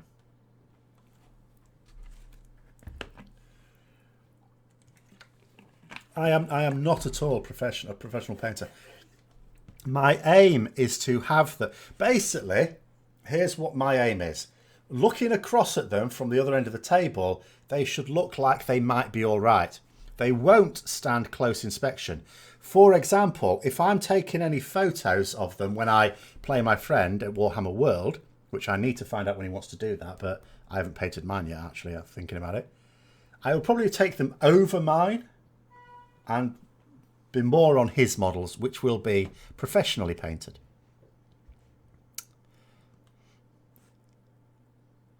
Hi, Bart. Well, I think the problem with the Belf racial is that Blizzard just worried that there were just too many blood elves. You know. So they had to do something.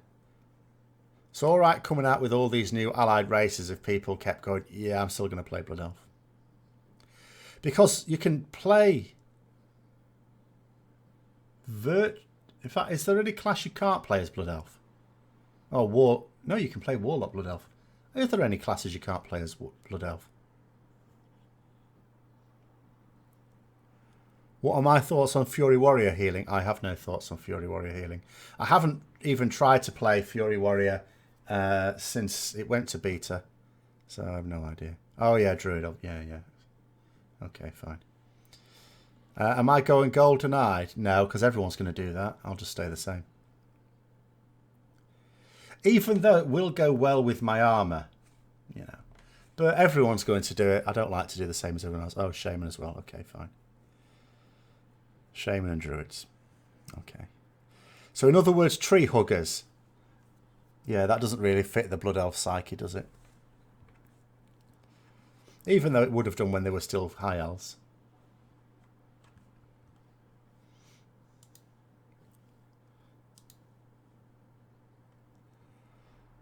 Why do people care about golden-eyed bells? Because it's different. People like customization, which is fine. You know, the more things you can customize, because Lord knows when you stack World of Warcraft up against more modern MMOs, in fact, you don't even have to be that modern. Even MMOs that were produced 10 years ago have more customization options than World of Warcraft for the characters. So the more little things they can add into it, you know, the better. You're waiting for Zandalari trolls. Yeah, the Zandalari troll druid though put me off because I don't like riding raptors. They bounce. It gives me like a. I'm not going to say. Well, it is a sort of motion sickness, except it gives me a headache rather than feel sick. The bouncing up and down, I can't be doing with it.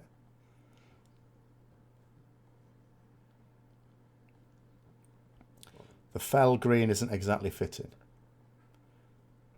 Where's the fell green come from?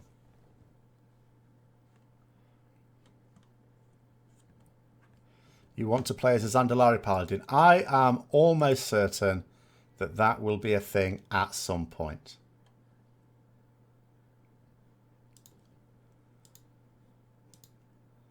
It's all bloody Duncan Jones's fault, this. Isn't Belfret the most played race spec combination? I don't know, but it wouldn't surprise me. Lore-wise, Liadrin has had golden eyes for a while. So, nice that in-game Belfs, I think you mean, have caught up, yes. Well, it's just, I mean, for me, it's just customization. It's just another option. Gives you another option. Other options are always nice.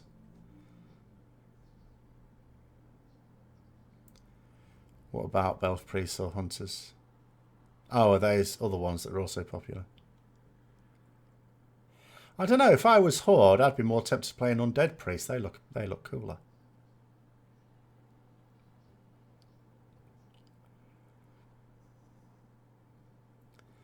But yeah, Blood Elf Hunter probably. Or Orc Hunter. Wouldn't Orc Hunter be good? Is it Orcs? Who gets the bonus pet damage? That's Orcs, isn't it?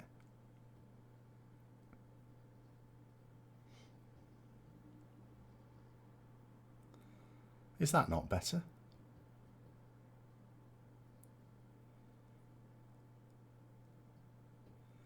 Right, so I would have thought Orc Hunters would be better, wouldn't it?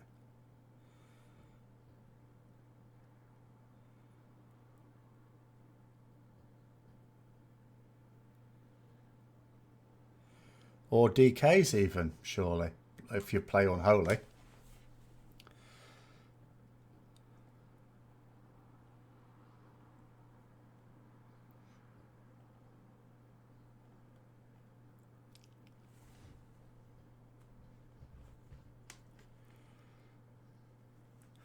Well, I don't really see any.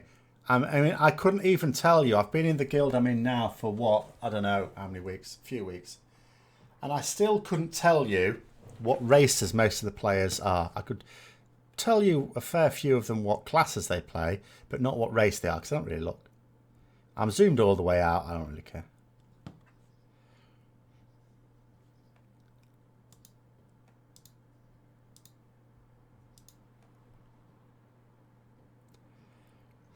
Only the people playing to min-max are playing orcs. Oh, there's no one like orcs. They can stand upright, you know, now. Patch 8.0, they can stand upright. So they don't have to be hunched over. Obviously, hunched over suits a warlock because it's got that Gul'dan feel about it.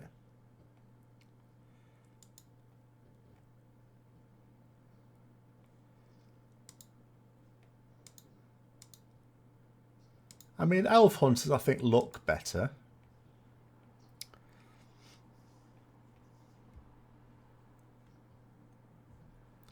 But I would probably, you know, go for orc hunter anyway.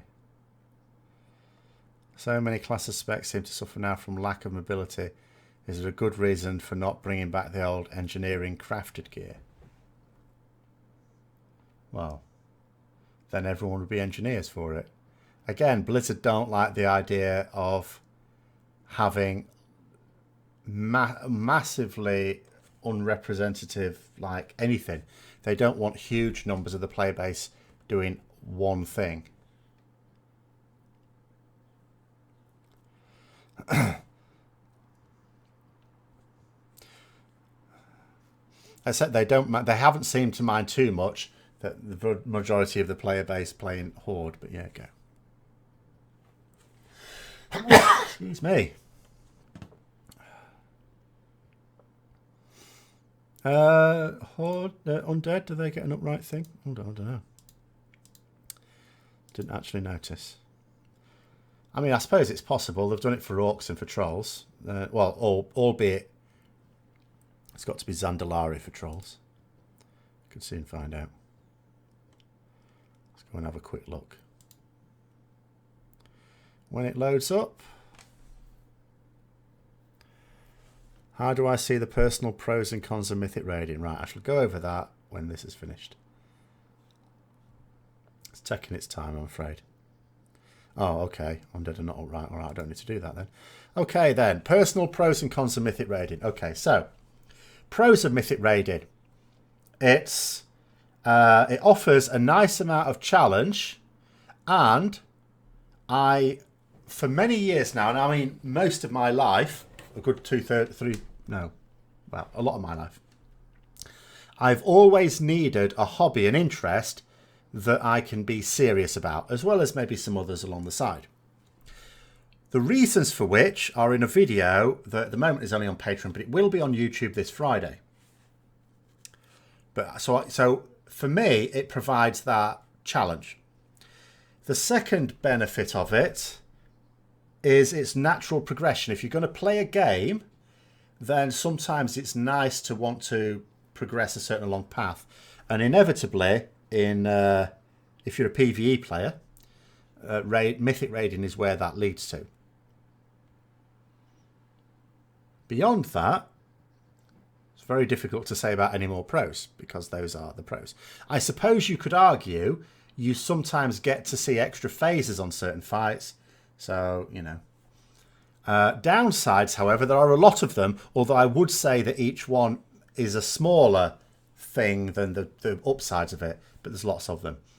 So downsides can be you've got to commit to certain days, and those, it's pretty much all the time, you know, like 50 weeks of the year at least, you will be committing to a schedule. Sometimes you won't be in, you'll be benched. But depending on the guild, there might be some guilds that say take the night off. But the fact is, by the time you've found this out, if you'd already cancelled what you could have been doing instead, then that's still no point. And in a lot of guilds, you still need to be on the bench in case people need to be replaced. So there's that. That's another downside. There may be frustrating times. If you, for example... What have I done to the stream? If you... I'm going to carry on assuming that you're just trolling me or something, but I don't know what stuff happened. If you, for example, wanted to do a fight a particular way, you think the way it's being done is like really inefficient, there's the frustration of trying to do that. So that's another level of annoyance. You can get that, you know, if they're doing it inefficiently. Good. So, what are the downsides? I think that's it. Are there any others? Oh yeah, the fact that you have to do a load of non-raid content to be ready for it as well nowadays. So you're going to have to do the Mythic pluses, the islands, you know, anything else that needs doing just to do that. Whereas the same is not true of other forms of content. If you wanted to just do Mythic Plus, unless you want to push it to like world competing levels or even realm competing levels, all right, you're probably better off doing raiding as well. But generally speaking, if you just want to get your plus 10 done or plus 15 done, you don't really have to do anything else. The NA servers will be hugely unstable, yes. There might be any number of things, like patch day in general is quite bad on North American regions, or realms, I meant to say.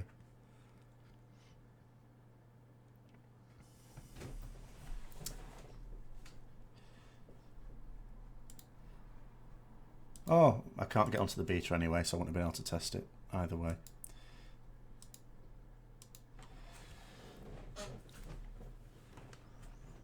But yeah. So war mode could be, there'll be something will have broken, yes. It's probably the sort of thing that will be fixed for tomorrow. That's why a lot of NA guilds will have arranged to raid tomorrow. EU guilds can probably still aim to raid on the normal day tomorrow. That should be fine. Consider those moot. Personally, you want to do everything you can to improve. It's the whole point for me. So that depends on why you want to do Mythic, for whether it's a downside or not. It does, but it also depends on, because all of those things require time. Now, it's all time that a lot of people have. It's time I have, for example. However, if there are other things that want to occupy the same time, then you're making a decision. It's like these other things fall by the wayside. So when you're doing Mythic raiding, there are certain points, like at the moment, for example, take me. So in terms of my other activities, obviously work has to take precedence. That's what pays the bills. After that, Mythic raiding is top priority. Everything else comes secondary. So if the Mythic raiding requirements were such that I couldn't spend as much time doing YouTube content, that would suffer. Obviously, you know, Warhammer stuff would suffer. All other games would suffer. All my other hobbies would suffer because the Mythic raiding would have to. It's not like I can pick and choose. It's not like I can one week decide not. I mean, I can at the moment, but when we're back into progress, I can't suddenly just decide not to do my Mythic pluses that week. That's not on. So, yeah. The Legion launch. Oh, yeah, the Legion launch was fantastic. I have no doubts that BFA launch will be good as well.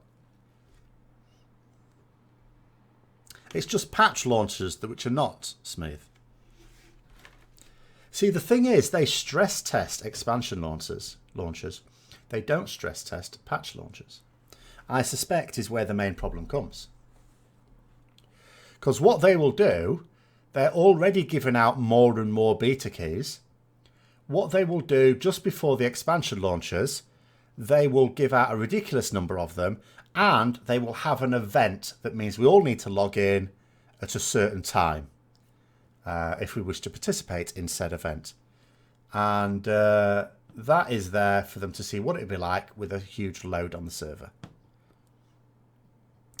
which they can then learn from. But they don't do that for patches.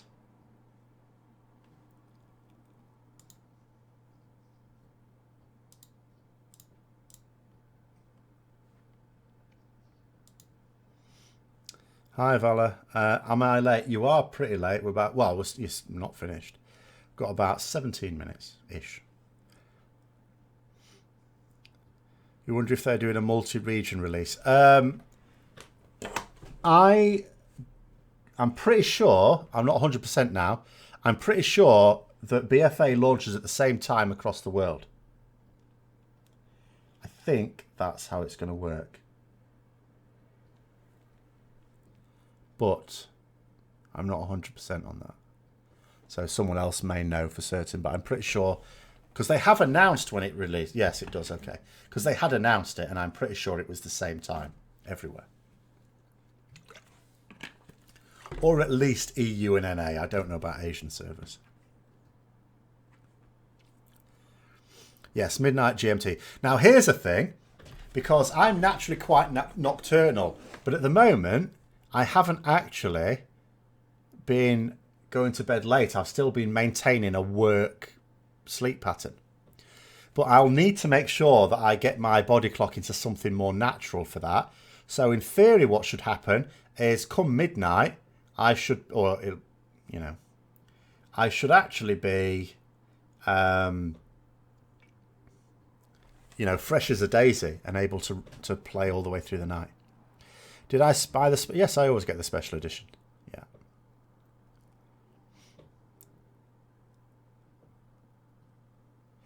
With Legion being so out unfriendly, it's a shame the pre-patch of BFA isn't given. Yes, I thought that. Do you know what? I have two thoughts on that. Blizzard saying there's no special events for you to get loads of XP to level a character up. The first one is, that's a bit shit.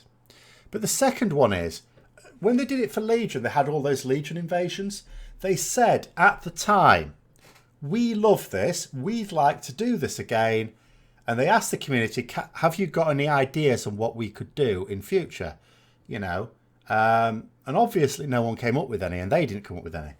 Because they were giving the strong impression that that is exactly the sort of thing they like to do. And they could have done it as well. They could have actually just done... Do you know the Legion invasions as they were just before Legion? They could have done that, but with like faction invasions. So maybe in the... Because now they've separated it. Eastern Kingdoms and Kalimdor are... Well, all right, not quite, but they're going to be quite soon. Just Horde that side, Alliance that side. Apart from Draenei and Belf starting areas. They just muck it up. And...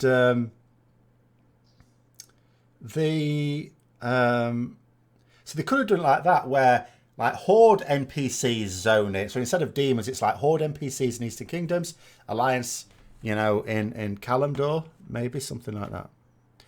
Oh, so you talk about the physical. Now, I haven't got the physical special edition. I have thought about getting the physical special edition, but I've still not decided.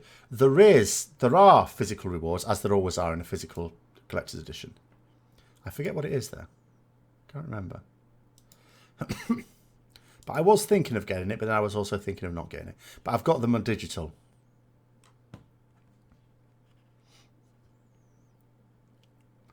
Or one digital and one normal, because I only need one. Oh, yeah, the coin. Oh, that's right. They compared it to a banana to show how big it was, didn't they? Pretty big. It's pretty big. It's not really pocket change. Either that or it wasn't a banana but a plantain. I don't know, but I think it was supposed to be a banana.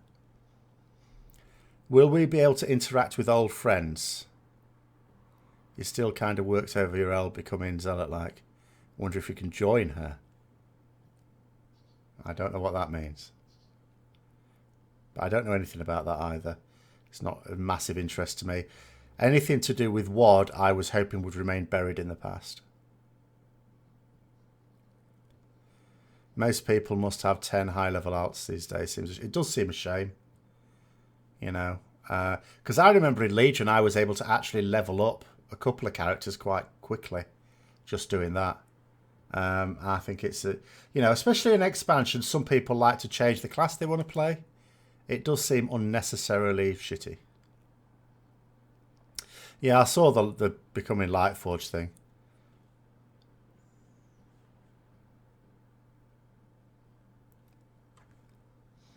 But, you know.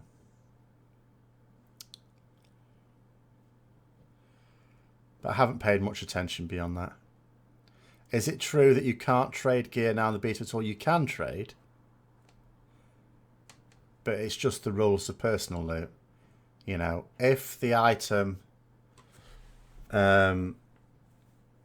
you've got is equal to or greater than the item level of whatever you've got in that slot, then you can trade it. Is Anduin going to be a paladin? No, they're very clear on the fact that he's a priest.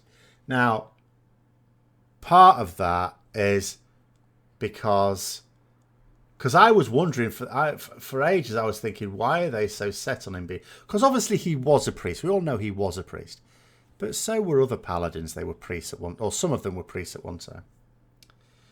But it was because of the book, wasn't it, Before the Storm? The Before the Storm storyline relied on him being a priest. He should become a paladin, yes, I agree. Is he gay? Well, I don't think so. He might be bi. In, again, the Before the Storm novel, it was pushing a narrative which never really resolved or went anywhere in the book, of him having to find a queen. And, as has been noticed some time ago, there is someone with whom he might easily form a romantic relationship with in BFA. So I think by the end of BFA, he will be not necessarily married. That'd be fast work. He's only 18. But he may well be romantically linked to a female in BFA. Yeah, well, that's the bullshit they gave, isn't it? That Anduin is a priest, but since he's a main character, they have special abilities. It's absolute horseshit. You know, basically what they're saying is that their classes that they design, because this is the thing, you see, if you turn what Blizzard said on its head, so they're saying, okay, but because he's a special character, he has all these extra abilities. So what they're basically saying is that the classes that they design, and they keep using this term class fantasy, but the classes that they design don't really fit their own storylines. Otherwise, you know, that wouldn't be needed. Yeah, but they say the personality is more the class. But in the books, in the actual novel, he identifies as a priest. Not a super priest. Not a priest +1, right? But a priest.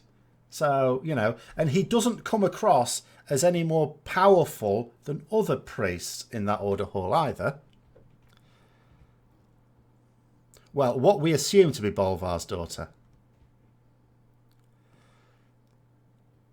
In the law, priests can become paladins. Some priests did become paladins. And as I say, there is a storyline written about him as an older man when he goes off and leads the Army of the Light, where you get a strong paladin-y vibes from him. So, you know. But at the moment, they're sticking to their guns on he's a priest.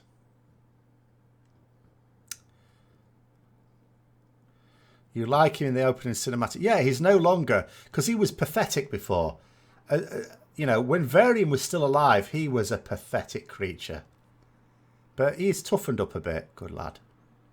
So he's not... I wouldn't have wanted him to be a paladin a few years ago. But now he can be. How can he become a paladin being set... He's not set on revenge. That's the whole thing. He is the most peace-seeking person there is. With the possible... You know, Velen seems to be roughly at the same level.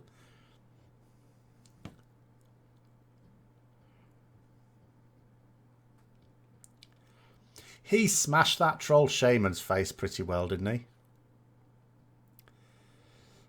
A night elf priest became a paladin, yes. Well, Uther was a priest, wasn't he? I think he was. There was certainly, amongst the original paladins, some priests. It was a priest that formed the order, although he didn't actually become a paladin. Anduin using the 4th spec, yes.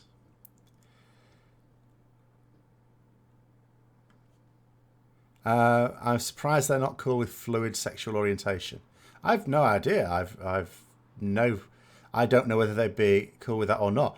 But I find World of Warcraft to be quite a racist game. So given that they have one, you know, prejudice, they might well have others as well.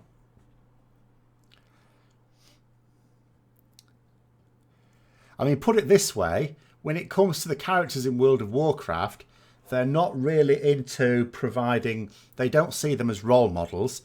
So they're not into diversity, are they, exactly?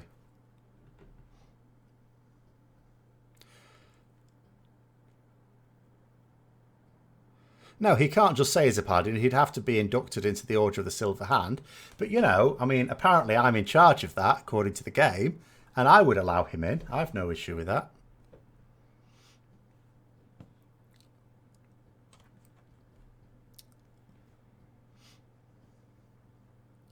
Turalian was what? Was Turalian? I thought it was the other way around with Turalian. Because he was someone who wasn't very good at wielding the light. So I thought it was more from the... I thought it was more a knight rather than a priest. But I could be wrong. Because he had an issue wielding the light, which is why Uther's called the Lightbringer, because it was Uther that inspired him. After it was Turalian that called Uther the Lightbringer. Yes, Foul formed the Silver Hand.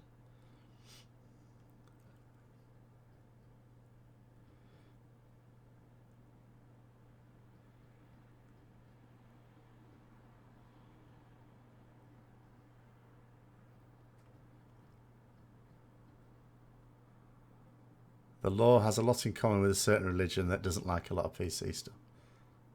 I don't know if there's any such religion. I don't think it has any. I don't think it has any basis. If anything, the religion it has the most in tune with is ancient Greek religion, because it's taken directly from that.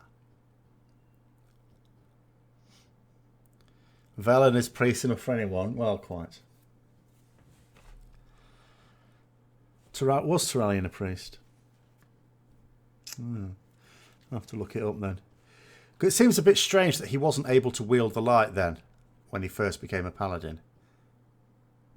It took him quite a long time. In fact, the time what eventually unleashed it for him was Lothar falling. All of a sudden, then it came.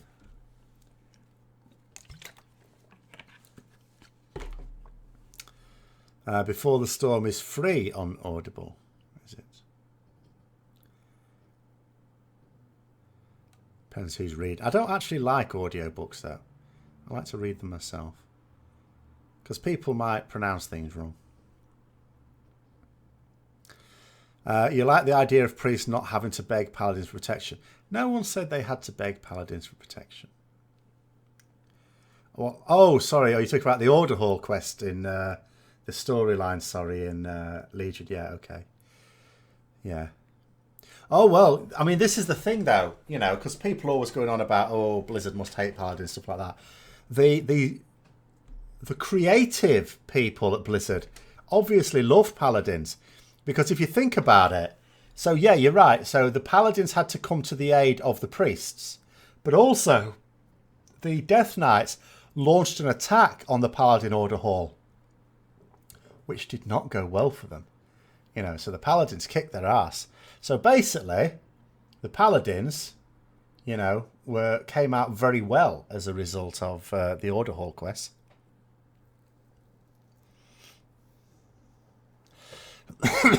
That's the thing about WoW. There is no right or wrong, only perspective. Well, no, I think the reason why there's no right or wrong is because of two things. One, they keep changing the story. And two, that when something's wrong, Blizzard just use the term morally grey. Who does that?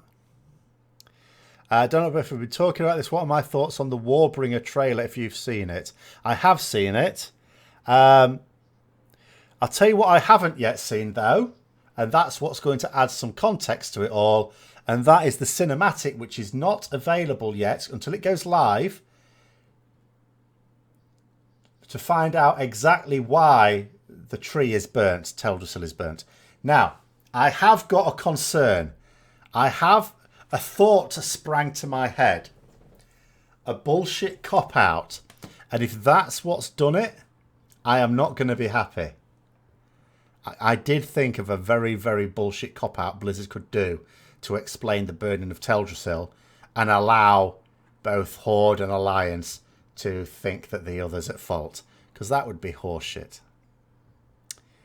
Any idea of a foil class to a mage? If you talk about for PvP, I have no idea about PvP. No idea at all.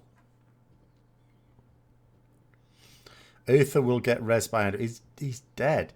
The only person that's raising Anduin is the Lich King. Anduin. Uther, sorry. Bolvar is the only one that's doing anything to Uther. And I don't think even he would do that.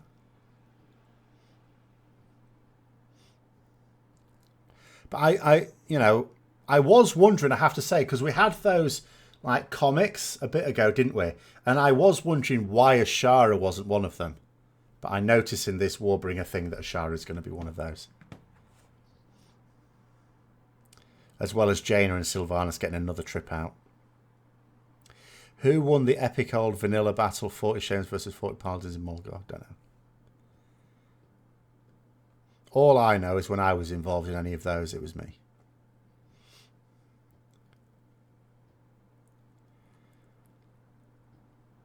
Servers are still crashing. Yes, they are still going to be crashing. It'll take them hours to fix.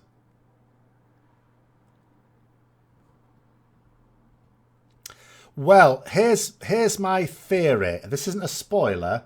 Actually, I might talk about. It's 9 o'clock. I'm going to finish soon anyway. So, okay. Stop watching now if you don't want any spoilers. Obviously, there's always warnings. There might be spoilers in this anyway. So, the scenario, which you can do on the beta, and I have done a couple of times, Horde and Alliance. Here's what happens. Basically, Sylvanas is trying to invade Darnassus. The reason, I'm talking slowly so people have got time to shut me off if they don't want to know this. The reason she wants to invade Darnassus is because because the Azerite, remember, has emerged in Kalimdor, which is mostly Horde area. But the Alliance, of course, are worried that the Horde are using it to make weapons, which they are doing, by the way. So Sylvanas is concerned that the Alliance might make weapons with it as well. Duh. And she knows that we're funneling it to the Eastern Kingdoms via the Night Elf lands. Okay? Near Darnassus. So she wants to invade Darnassus, to take control of it, to control that, to stop the flow of Azerite to the Alliance. So what happens is, so she's not intended to destroy it. So I'm pretty sure she doesn't burn it. But what happens is, you get to the end of the scenario, and then a cinematic doesn't appear because they're not showing us it yet. And then you turn round. To be fair, on the beta, the tree's on fire all the way through. It's just that it's now supposed to be on fire. And Sylvanas goes, bloody hell, I didn't expect that. So, but we don't know what does it. Now, my worry about the cop-out is this. So Darnassus is basically, Ashenvale's lost. Darkshore is lost. So the Night Elves are going, shit, we've lost here. So my fear is that the way it'll transpire is that the Night Elves set fire to Teldrassil themselves rather than have it captured. But that would make no sense. I hope that's not the case because it makes no sense for two reasons. One, there is surely no way the Night Elves would actually burn the World Tree. Albeit the second World Tree. And two, that still helps Sylvanas. Sylvanas doesn't want to capture it for any other reason than to stop the shipping going through it. So I don't think that they will do that, but they've done dumber things. Why Darnassus and not Exodar? Because the Exodar is in one of those zones from TBC that they don't want to mess about with. Like, there's still no flying there even. It's really hard. I imagine it is also pretty hard. Yes, I don't really imagine someone just put a match at the bottom of it either. Yes. I imagine it's magical in nature, that whatever causes the fire. I mean, it could just be, it ends up being an accident. Maybe an Azerite weapon is launched and does it. I don't know. All we know is Sylvanas did not intend it to burn. You'd also think the Night Elves wouldn't be foolish enough to send their entire army off and leave themselves defenceless. Well, they would, because from their point of view, the conflict was in Silithus. That was the thing. So they were sending it to Silithus. But Sylvanas, tricky, you see.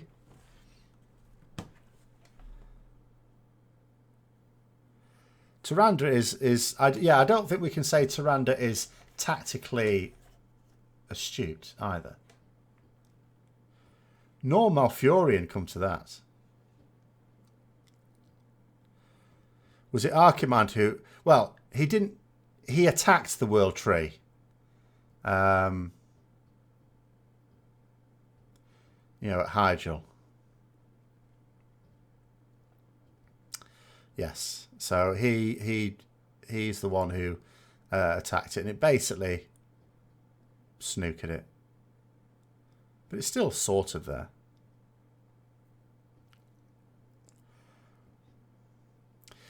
She wanted to murder Malfurion. Well, that was all part of the taking Darnassus. She wanted to kill Malfurion just to break their spirit. But then you say she wanted to kill him, but at the end of the scenario, again, more spoilers here. Mind you, if you're here, you've already listened to some. At the end of the scenario, basically, Malfurion's defeated, completely at her mercy, and she says to Sourfang that he should kill him and not her. Now, she must know that's not going to happen, because at this point, Sourfang is already regretting his part in it, and he's already saying this is dishonourable conduct. She knows he's not going to finish him off. If she wanted him dead, she should have shot him herself. And she didn't. She just walked away saying, you deal with him, will you? I'm off. It would have taken her 2 seconds to kill him. So I don't think she really, you know... Oh, the storylines in these things are full of holes. It's absolutely ridiculous. They are absolutely dreadful. You sort of feel like you need to play through Blizzard scenarios. If it's an important story scenario, you sort of feel that you need to be a little bit drunk before you go through it. Because then you expect to be confused. Her brilliant plan is to kill Alliance leaders to crush their spirits. Like that worked when Lothar was killed. Well, it might have worked when Lothar was killed. The problem is that pissed off Turalyon. So they had another one to rally around. Because you do notice that Turalyon killed Doomhammer. And that broke the spirit of the Orcs. You know, the Orcs were very quickly defeated at that point. Obviously, it didn't help that half the Horde army had fucked off with Gul'dan as well. So the Orc Horde spirits were broken by the loss of their leaders. So it's sound strategy in some ways. It just didn't happen to work on that occasion. Because there was another leader ready to take over. The Azerite could just overwhelm it, causing a combustible reaction. Possibly, yeah. It could well... all part of the Olgo's 5 torches to light our way. Well, if that's 1 torch, goodness knows what they're going to try and set fire to next then.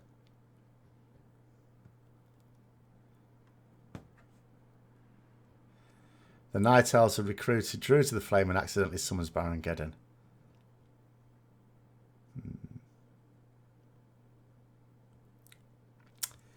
Yes. But anyway, I'm going to call it there then. So thanks for coming on, everyone.